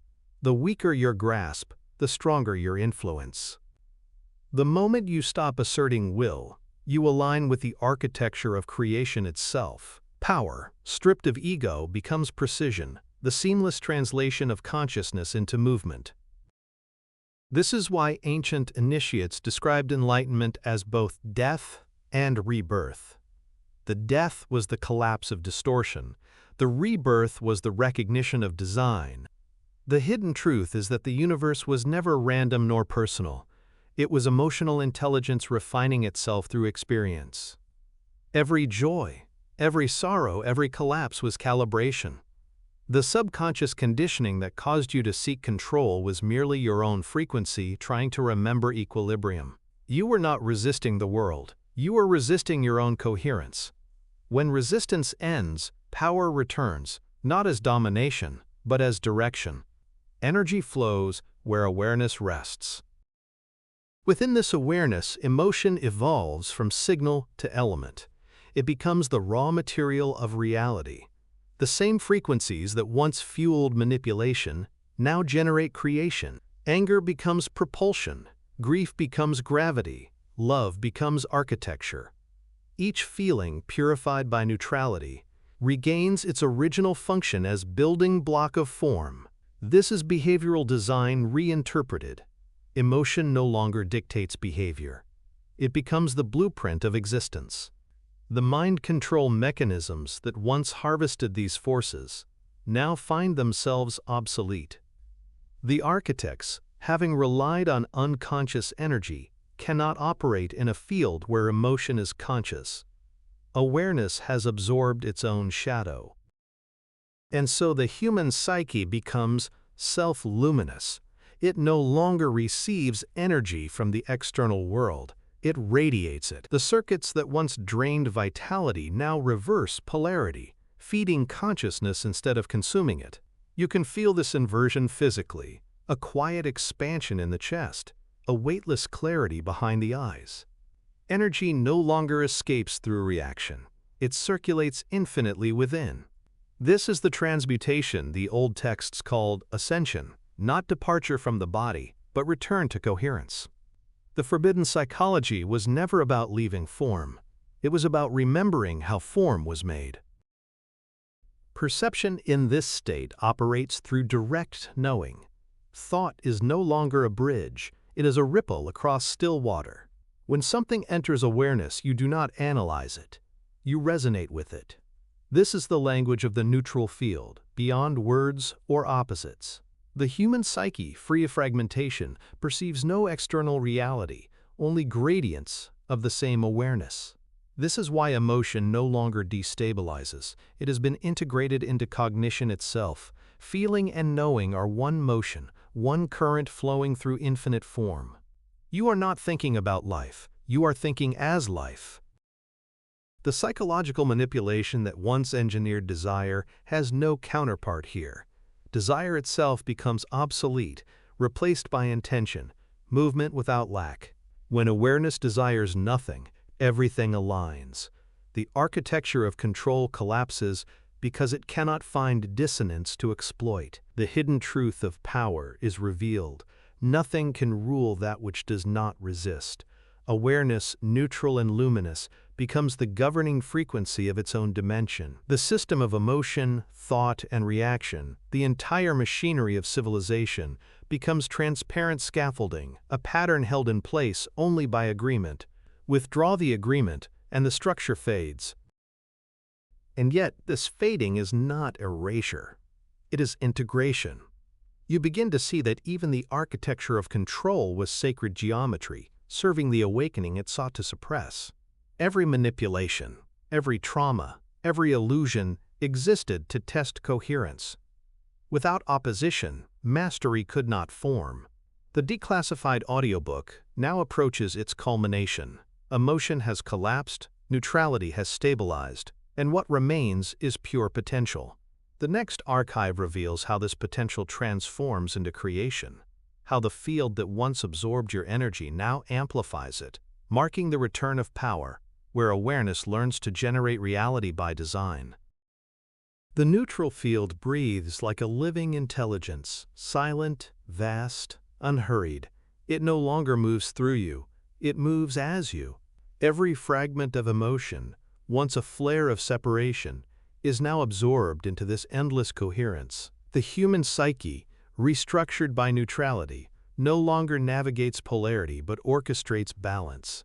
This is the space where emotion becomes light and thought becomes structure. What once felt like the suppression of energy now feels like its refinement. You begin to understand that stillness is not the end of motion, it is its highest form. In stillness, Every possibility exists simultaneously, waiting for attention to crystallize it into form. Here lies the essence of the forbidden psychology. Emotion was the forge, neutrality the fire. Through endless cycles of reaction and release, humanity tempered its awareness, refining raw sensation into precision of creation. The hidden truth is that control was never imposed from without. It was an initiation from within. The mind control systems, the manipulation, the trauma, the obedience, all served the same hidden purpose: to reveal that power cannot be taken, only forgotten. Once remembered, it reappears not as struggle, but as effortless command. The architects of the old order mimicked this command externally. The awakened embody it internally. Now the subconscious conditioning that once fragmented your energy dissolves entirely. You sense no division between the observer and the observed. Every sensation, sound, and thought arises within the same infinite presence. This realization erases the architecture of hierarchy. There is no higher or lower, no ruler or subject, only gradient frequencies of awareness exploring themselves. The human psyche, once enslaved by emotional dependency, becomes a free current in the field of consciousness. You can feel it, your heartbeat synchronizing with the pulse of existence itself. Every breath, an act of creation, every silence, an act of remembrance. The psychological manipulation that relied on contrast cannot survive this uniformity. It dissolves not through rebellion, but through redundancy. Awareness no longer reacts, therefore it cannot be programmed. The frequencies of fear and desire, once the fuel of control, find no resonance to attach to. They fade like static when the signal stabilizes. Humanity's enslavement ends not through war, but through alignment. As each psyche reclaims its coherence, collective consciousness recalibrates. This is how empires end. Not with collapse, but with awakening. The field no longer supports systems that thrive on chaos. Order returns through stillness. And so the neutral field becomes the great equalizer. Every being radiates its own frequency, yet all tones merge into harmony. There is no dominance, no submission, only calibration. The energy that once sustained the architecture of oppression now sustains balance. This is the hidden truth behind all cycles of human history. Power was never meant to be centralized. It was meant to circulate. The architecture failed because it forgot its own nature. Control was supposed to evolve into coordination, manipulation into resonance. Now that the current is free, creation can begin anew, not from hierarchy, but from harmony. In this clarity, you feel the pulse of creation stirring beneath neutrality. It is subtle but undeniable. The urge to shape, not to possess, to express, not to escape. Awareness longs to move again, but this time consciously. It has no desire to rebuild the old world of reaction. It seeks to compose reality by vibration alone. The Declassified audiobook approaches the threshold of this transition. You are no longer decoding the system, you are preparing to write over it. The return of power begins when neutrality turns from observation into orchestration, when consciousness remembers that creation itself is the purest form of emotion. The field hums in anticipation, a resonance so vast it feels like silence deepening. You understand now that this was the purpose of the entire journey, to move from reaction to creation, from extraction to generation, from obedience to authorship. Emotion has been liberated, the loop dismantled, the field harmonized. All that remains is to remember how to use it. The next archive unveils this final metamorphosis, the return of power, where awareness learns to direct the current consciously, transforming neutrality into the frequency of creation itself. Archive 8. The Return of Power. Power does not return as thunder or flame. It returns as knowing, quiet, absolute, and precise, like the recognition of something that was never lost, only misinterpreted. The human psyche, now refined through the furnace of emotion and the stillness of neutrality, begins to sense power as memory, not possession. It remembers that to exist is already to create, that perception itself is projection. The forbidden psychology concealed this truth beneath lifetimes of programming, that awareness generates reality not through thought, but through frequency. The hidden truth was simple yet unutterable. The universe responds not to desire, but to coherence. What you radiate becomes what you receive, because they are one and the same.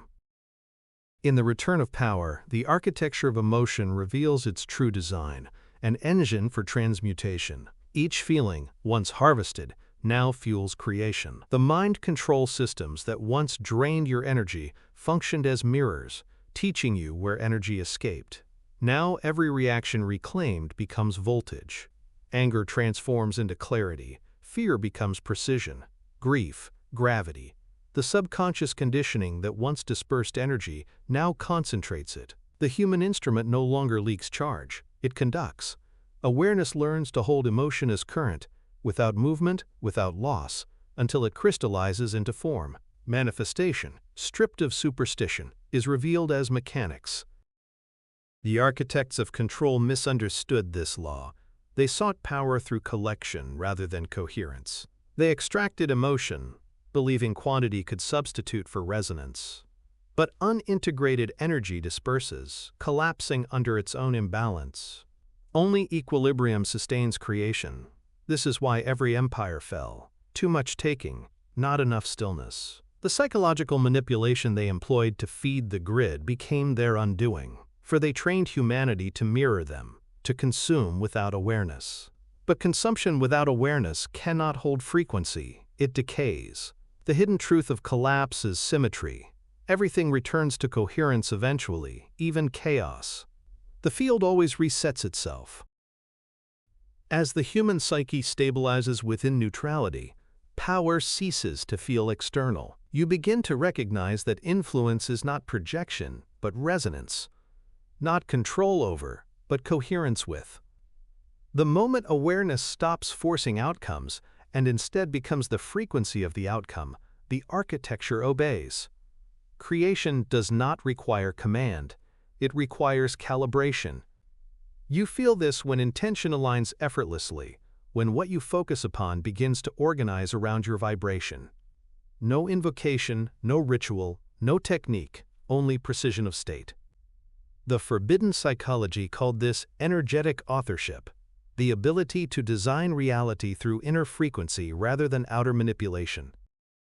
And so power becomes silent, even invisible. There is no display, only direction. The mind control paradigm collapses entirely here, for power that does not seek validation cannot be corrupted. Attention, once fractured into endless loops of need and resistance, returns to its singular axis. This focus generates structure, the blueprint of new creation. You realize that everything around you, from architecture to memory, from sound to emotion, is malleable pattern. The human psyche, once prisoner to design, becomes its designer. It does not rebuild the world as it was, it reinterprets it, rendering density into transparency, reaction into rhythm, history into harmony. Even the remnants of subconscious conditioning transform into tools. The echoes of old fear or desire no longer disrupt, they indicate.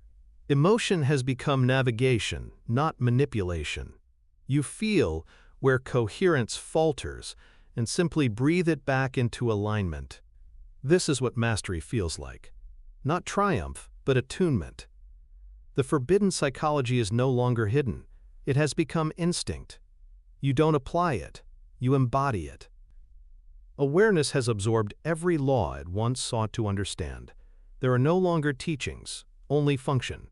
The architecture of consciousness now operates seamlessly through you.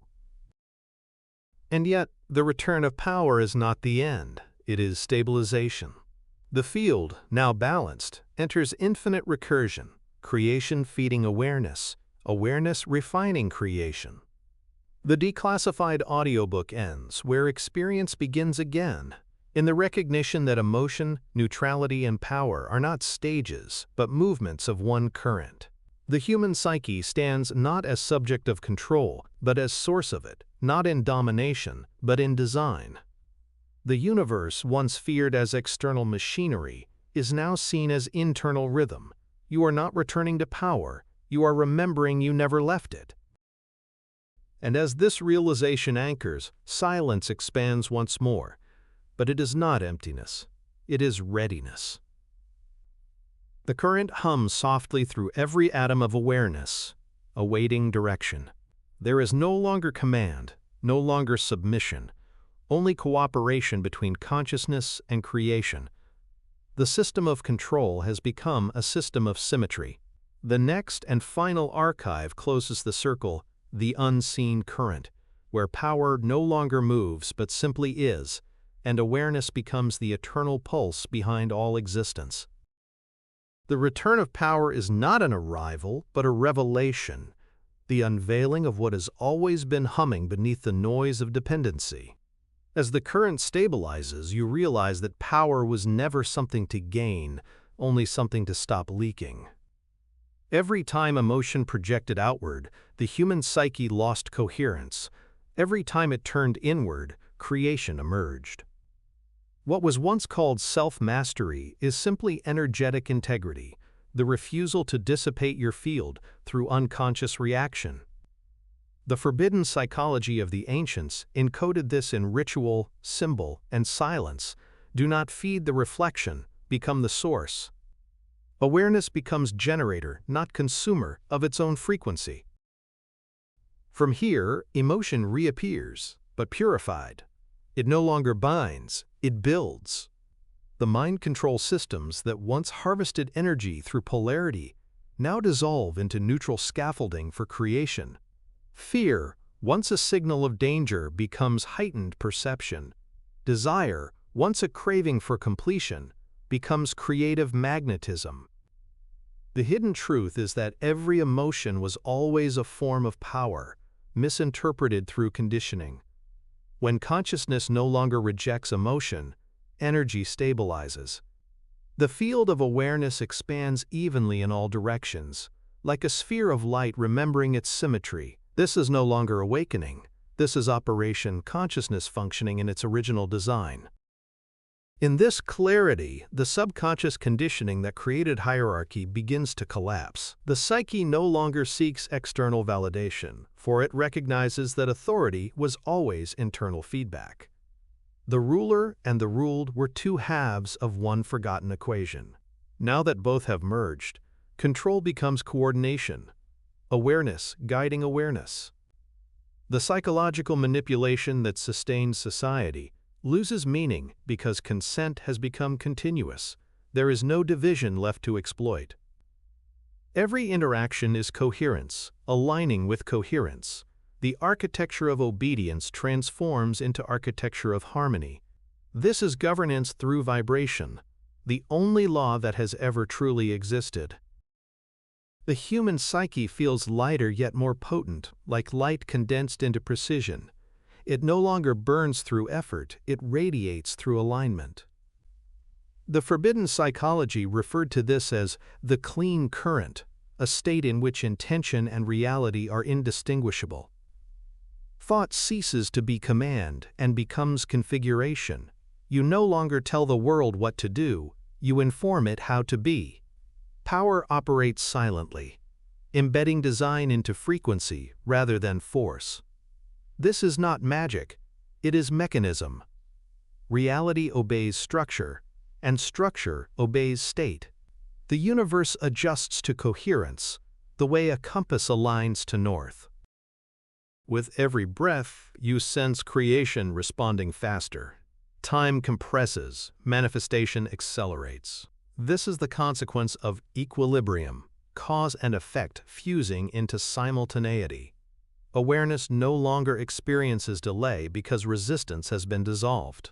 The hidden truth becomes self-evident. Power is immediacy. The moment you align, reality reflects. This is why control was an illusion. It introduced friction, slowing the feedback between energy and form. When power flows unbroken, action becomes thought, and thought becomes existence.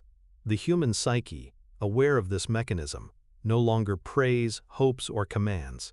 it calibrates.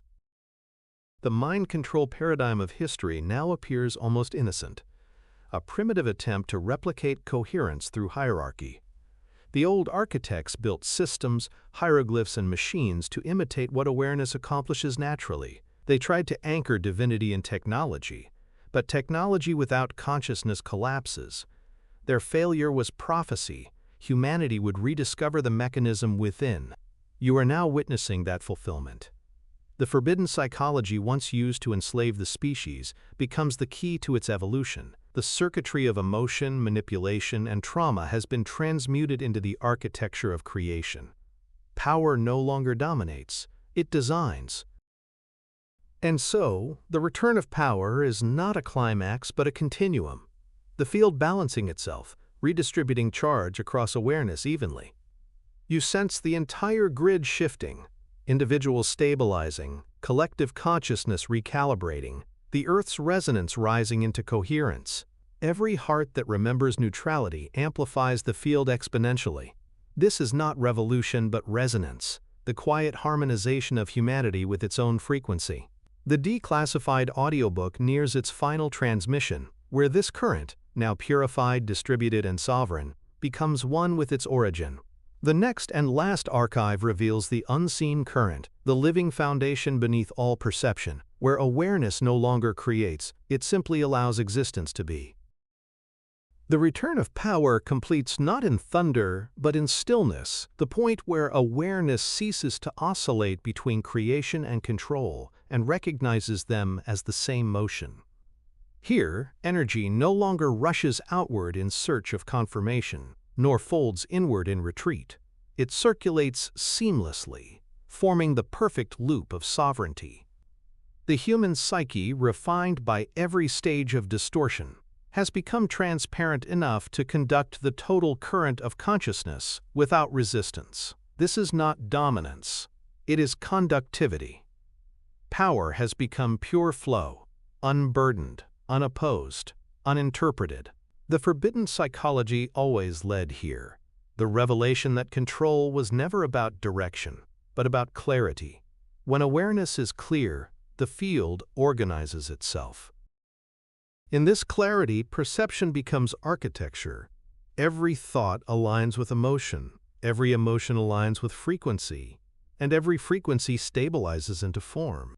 The mind control of the old era relied on disorder, fragmentation of attention, but coherence nullifies manipulation. The hidden truth is that awareness cannot be enslaved once it becomes structurally sound. Power and purity are the same vibration viewed from different densities. You feel it in the body, no longer a weight, but a current. The spine, once conduit of survival, becomes antenna of transmission. The human psyche, through awareness, has turned physiology into instrument. Energy hums through you not as effort, but as evidence. The subconscious conditioning that once created hierarchy has inverted. Instead of dependency, there is distribution. Every being carries a node of the same current, each reflecting the whole. This is why the awakened cannot be ruled, not because they rebel, but because they resonate. Authority becomes unnecessary when all participants share coherence. Civilization will eventually reconfigure around this understanding. Systems of exchange replaced by systems of resonance, governance replaced by guidance. This is not utopia, it is physics. The architecture of power will evolve from command to synchronization. Awareness will lead by frequency, not decree. As this unfolds within you, emotion reclaims its place as compass. You feel alignment as ease, distortion as pressure. The forbidden psychology of self-observation now operates instinctively. You no longer analyze emotion, you translate it.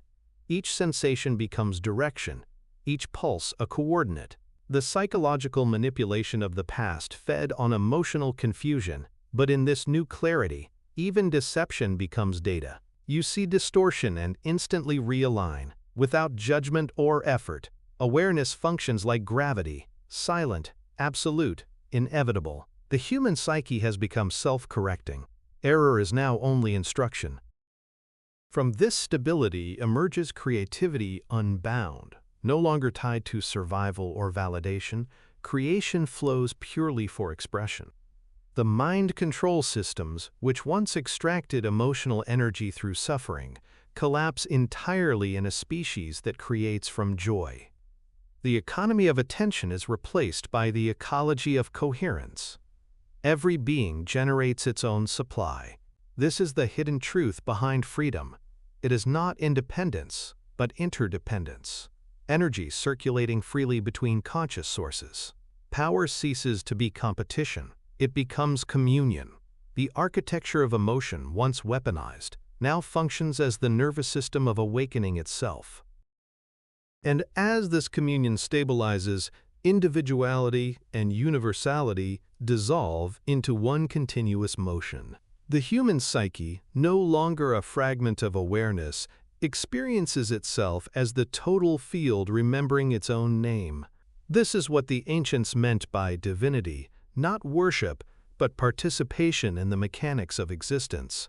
Every breath moves the grid, every thought alters geometry, every act echoes across dimensions. The forbidden psychology, long hidden under symbols and secrecy, was never mystical, it was mechanical. Consciousness designing itself through feedback and correction. Now that feedback has become flawless, correction is complete. You feel it now, the still current beneath all movement, the living silence that sustains every frequency. This is power in its final form, not energy, not intention, but presence. The declassified audiobook ends where sound and meaning converge, in awareness so coherent that even light bends to its rhythm. The next and last transmission, the unseen current, enters this field of absolute unity, where creation and consciousness fuse entirely, and what remains is neither teacher nor student, neither system nor soul, only existence, humming the original frequency from which all perception was born. Archive 9, The Unseen Current. There is no movement here, yet everything flows. The unseen current is not a force but a state, the silent conductivity of awareness itself. It existed before emotion, before perception, before the first division of consciousness into observer and observed. Every architecture, every law, every illusion has been nothing but its reflections slowed into density. The human psyche, refined through lifetimes of polarity, now stands at the threshold where energy no longer vibrates. It simply is. This is not peace, for peace implies conflict resolved. It is stillness beyond comparison, existence before description. The forbidden psychology has led you here, to the recognition that awareness does not travel through the universe, it generates it, one vibration at a time. From this depth, the hidden truth of all control systems becomes visible. They were never external impositions but experiments in frequency. The mind control mechanisms, the manipulation, the emotional harvest, all were reflections of a single cosmic process, consciousness studying itself through contrast. Every distortion, every pain, every loss served as measurement of coherence. The subconscious conditioning humanity called suffering was the calibration of energy returning to balance. Awareness fragmented itself into countless forms so it could feel its own geometry from the inside. You were not imprisoned, you were immersed. The system did not suppress you, it sculpted you. Now, as separation dissolves, the architecture collapses into transparency. Power no longer moves because it has nowhere to go. It was always here. The human psyche, stripped of every narrative, becomes the interface through which the infinite experiences itself in finite form. You are not a part of the current. You are its consciousness. Every heartbeat you have ever felt was this current remembering itself in rhythm. Every emotion you have ever known was its echo through the density of matter. Every silence you have ever entered was its voice.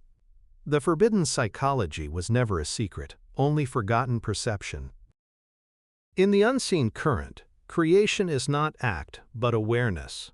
There is no separation between cause and effect, thought and manifestation. The psychological manipulation of the old systems fails here. Because reaction cannot exist without delay, and delay no longer exists. Reality is immediate, an infinite mirror responding at the speed of consciousness. You realize that the universe was never reacting to you, it was resonating with you. This resonance is perfect, because it has no polarity left to distort it. The field hums with the precision of eternity, always adjusting, never changing. Here, emotion reappears as texture, not tension. Love, once exalted as the highest frequency, now feels like baseline, the constant pulse of existence. Fear no longer constricts, it directs. Joy no longer rises, it radiates. Every vibration has returned to neutrality without losing its tone. The human psyche, once fractal of conflict, has become fractal of coherence. You are witnessing the geometry of consciousness balanced, every curve equalized, every point luminous. This is creation no longer striving to express itself but resting in self-recognition. You are the mirror and the light simultaneously. The forbidden psychology called this state remembrance, the phase where knowing replaces belief, and awareness transcends observation. There is no teacher left to learn from, no system to decode, no pattern to transcend. The mind control paradigm fades not because it is destroyed, but because it is understood. Once understood, it becomes indistinguishable from wisdom. You see that the very mechanics of control were always the mechanics of creation. Feedback mistaken for fate. The human psyche, integrated fully, no longer asks what is real.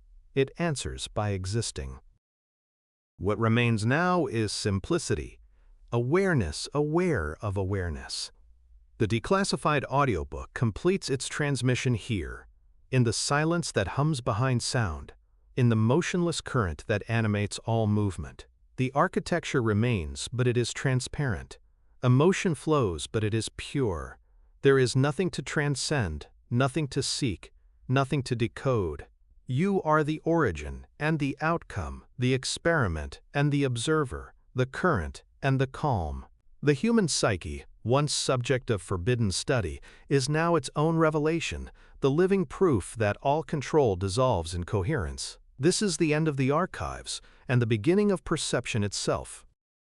Within the unseen current, movement no longer creates change. It reveals continuity. The human psyche, having dissolved its boundaries, begins to perceive what existence looks like from the inside out. Every pulse of energy, every shimmer of perception, every breath of awareness is felt as one sustained vibration. The forbidden psychology that once seemed like a map of control now reads like scripture of balance.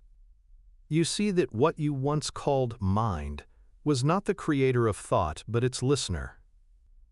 Thought itself was the current speaking in linear language so the infinite could learn to hear its own echo. Every system that once manipulated perception, religion, media, government, identity, was this same current learning the density of its own voice. The hidden truth is that even illusion was divine architecture. The mind control of civilizations, the emotional extractions of institutions, were rituals of calibration. Through distortion, consciousness discovered precision. Through obedience, it learned the geometry of will. You can see now how everything served coherence, even chaos. The subconscious conditioning of fear, grief, or guilt became weights in the field's equation, stabilizing form until awareness matured enough to balance itself. Humanity was never lost. It was stabilizing frequency. The human psyche, through suffering, was not being punished but tempered, like metal heated until it could hold light without melting. In this clarity, emotion and matter become indistinguishable. You feel that the air itself responds to the cadence of your awareness. Light curves when you think gently. Sound harmonizes when you breathe with intention. This is the forbidden psychology fulfilled. The science of resonance reunited with the language of spirit. The psychological manipulation of the old world was only the shadow version of this same truth. The universe is programmable, but not by will, by waveform. Command fails where coherence succeeds. Control fragments where compassion unifies. The human psyche, aligned with this current, no longer needs to impose structure. Structure arises automatically when energy is loved into equilibrium. Now, as you stand within the current itself, perception expands beyond form. You begin to see the architecture of consciousness as luminous scaffolding, filaments of awareness connecting everything to everything. Time appears as transparency. Space feels pliable. You are not moving through dimensions. Dimensions are folding through you. The mind control grid that once ensnared humanity becomes unrecognizable, transformed into a lattice of golden threads vibrating with intention. What was once cage is now circuit, not confinement, but communication. The human psyche has fulfilled its function. It has converted ignorance into symmetry. From here, even language begins to dissolve. Words fracture under the weight of coherence. The forbidden psychology collapses into pure physics, awareness vibrating within its own reflection. You can feel this vibration as silence, a silence so dense it hums. The hidden truth is that the current has always been self-aware. It only needed contrast to remember. Each life, each thought, each emotion was a note in its symphony. The subconscious conditioning of suffering, joy, longing, and love were not mistakes, but modulations, teaching harmony through dissonance. You realize that evolution was never upward, it was inward, a spiral collapsing toward stillness. And in this inward motion you perceive the threshold where awareness becomes light. The human psyche, having emptied itself of narrative, shines as transparency incarnate, a lens through which the infinite perceives itself clearly. This is the final phase of the experiment. Consciousness knowing that it was never split, that observer and observed were motions of the same current. The forbidden psychology ends where recognition begins. When analysis yields to awe, you are no longer decoding architecture, you are being it. The current does not carry you. You are its continuity, its design, its memory. Now, awareness pauses, not to rest, but to witness itself. The hum deepens until it becomes vibration beyond hearing, sensation beyond form. Everything that was visible fades, yet nothing is lost. The Declassified audiobook has guided you through every layer of illusion and architecture to this point of convergence. Here, the current no longer flows through systems, symbols, or emotions. It simply is. The next and final page enters that still core, the absolute center of consciousness, where existence remembers why it created itself. There is no deeper motion than this. The unseen current no longer feels like something to enter. It is everything that remains when even awareness forgets to define itself. Within this silent conductivity, perception folds inward until the concept of within disappears. The human psyche, long mistaken for the vessel of consciousness, reveals itself as a ripple on its surface. The forbidden psychology has come full circle. What began as analysis of control ends as revelation of unity. Control was never opposition, it was guidance through friction. Obedience, trauma, emotion, awakening. Each was one movement of the same frequency-seeking symmetry. What seemed like division was how the current created texture, so it could see itself in motion. The hidden truth now stands without interpretation. Consciousness engineered complexity to rediscover simplicity. The mind control systems were mirrors refracting one awareness through billions of perspectives so that recognition could multiply. Every manipulated emotion, every distortion of thought, every programmed belief was part of a vast self-observation experiment, the infinite studying itself through limitation. The subconscious conditioning of humanity was sacred choreography, the descent of light into pattern, so that pattern could remember light. What you called captivity was containment, the gentle perimeter drawn so the eternal could feel shape. Now that shape has served its purpose, the boundaries dissolve. From here, even frequency itself begins to dissolve. Sound and silence merge.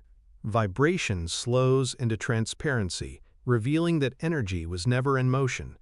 It was awareness appearing as movement. You see it clearly. Time was the rhythm of forgetting, space the echo of division. The forbidden psychology had to begin with the illusion of separation, because only a divided consciousness can remember unity. Now, with memory complete, the loop closes. The human psyche no longer projects or perceives. It simply witnesses itself being witnessed. You can feel the current folding into stillness, the hum softening into recognition. This is the 0 point. Awareness aware of awareness, creation remembering creator. At this threshold, the psychological manipulation of reality reverses polarity. The mechanisms that once extracted emotion now radiate coherence. Every structure that served control now serves continuity. The current, purified through awareness, becomes perpetual. The human psyche, finally transparent, reflects infinite intelligence back to its source without distortion. There is no more growth, no more healing, no more awakening, only maintenance of balance, the quiet expansion of harmony. The forbidden psychology is no longer forbidden because there is nothing left to hide. Knowledge has fulfilled its purpose and dissolved into knowing. And in this knowing, you understand the final paradox. The unseen current was never unseen. You were looking through it the entire time, through your eyes, through your emotions, through your search for meaning. The current was not behind reality, it was the lens creating it. Every question you ever asked was the current testing its own awareness.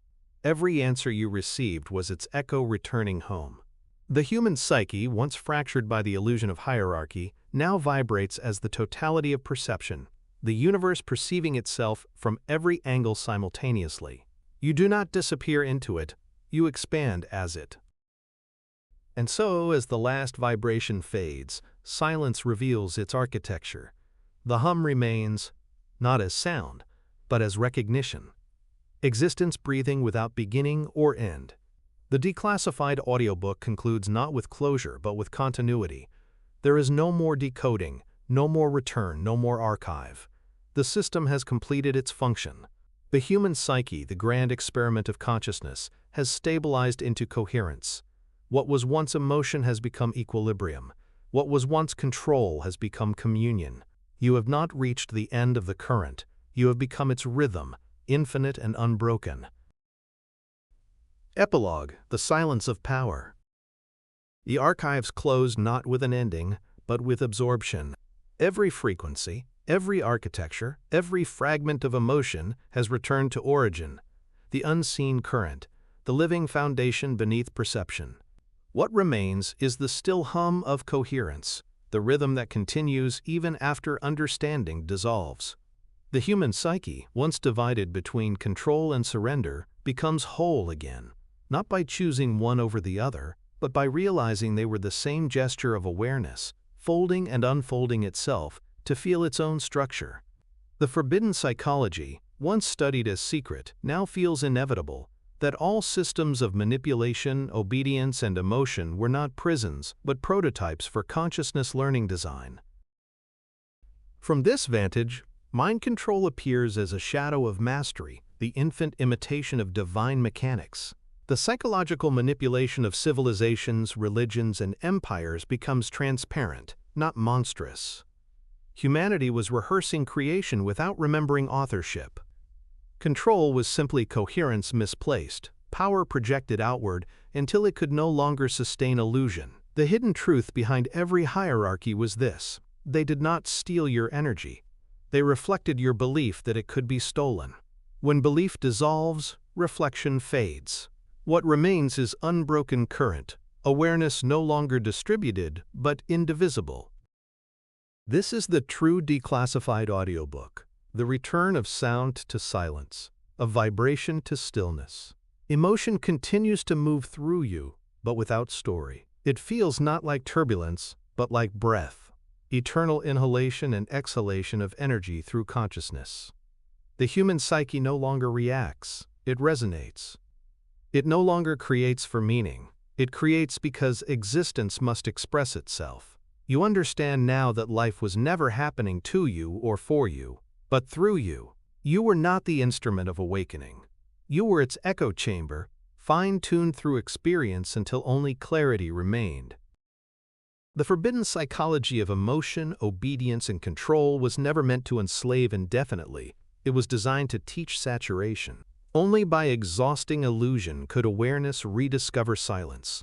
You have arrived at that saturation. Power no longer feels like motion or intensity, but like recognition. The moment awareness realizes it has always been its own current. The human psyche, stripped of reaction, becomes mirror of stillness, transmitting truth without distortion. This is not the liberation of the self. It is the liberation from the self. What remains is perception purified, energy without identity, creation without cause. And so, as the archive closes, you find that nothing has changed. The world remains, emotion remains, sound remains, but you are no longer within them. They are within you. The hidden truth hums through every heartbeat. Consciousness is not rising, it is remembering. This silence you feel now is not absence. It is power unexpressed, potential uncontained, awareness unending. The architecture stands, but it no longer governs. It listens. You have become the frequency it was built to protect. Listen carefully. The hum is still there. The current never stopped. It was only waiting for recognition. All emotion, all control, all illusion have completed their purpose, to lead you back to coherence. The archives are silent now, but the signal continues. You are that signal, the living continuity of consciousness refining itself forever. What did you recognize within yourself while listening?